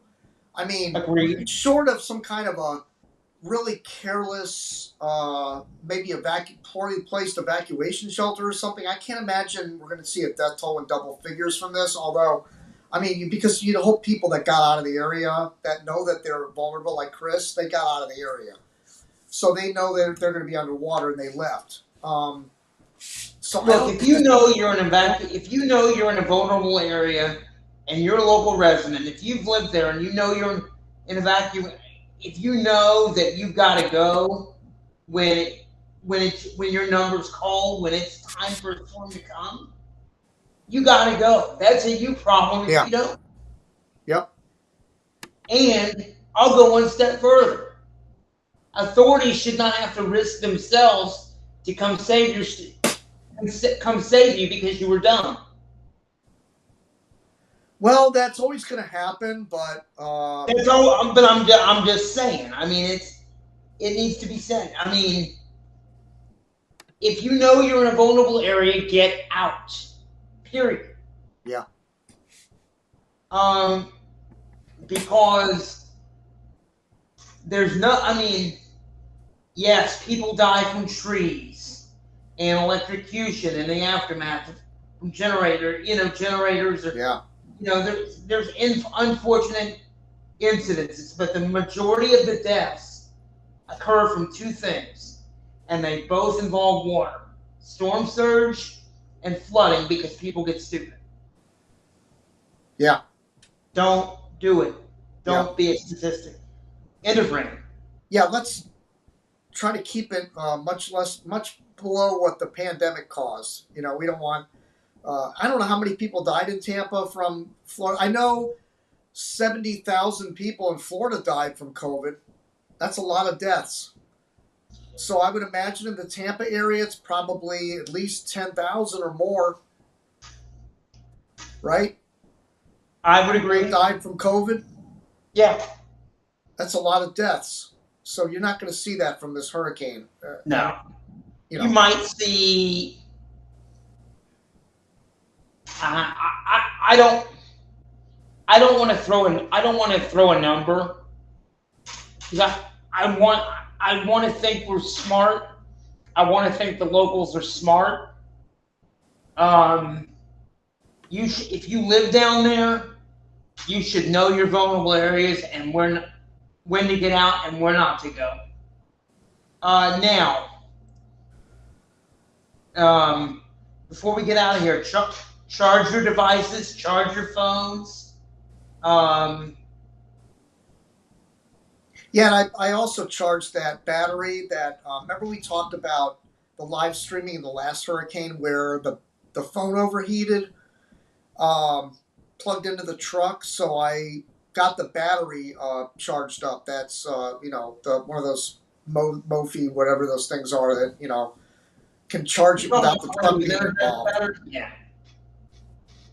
So, and the remote is almost fully charged. Let's end this, but I do want to talk to you offline for a minute before we hang up. Yeah. All right, so folks, we're going to wrap it up here.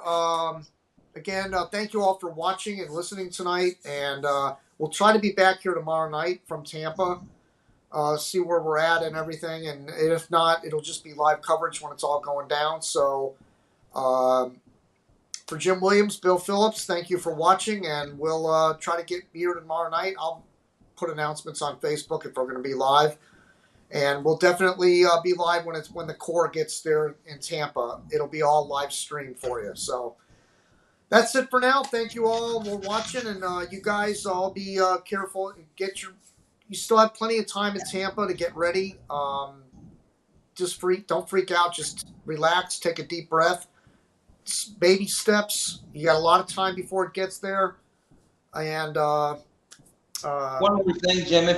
If you like a beer, if you've got all your stuff done, have a beer tonight. It'll calm you down. Yeah, for sure. Relax. There's nothing.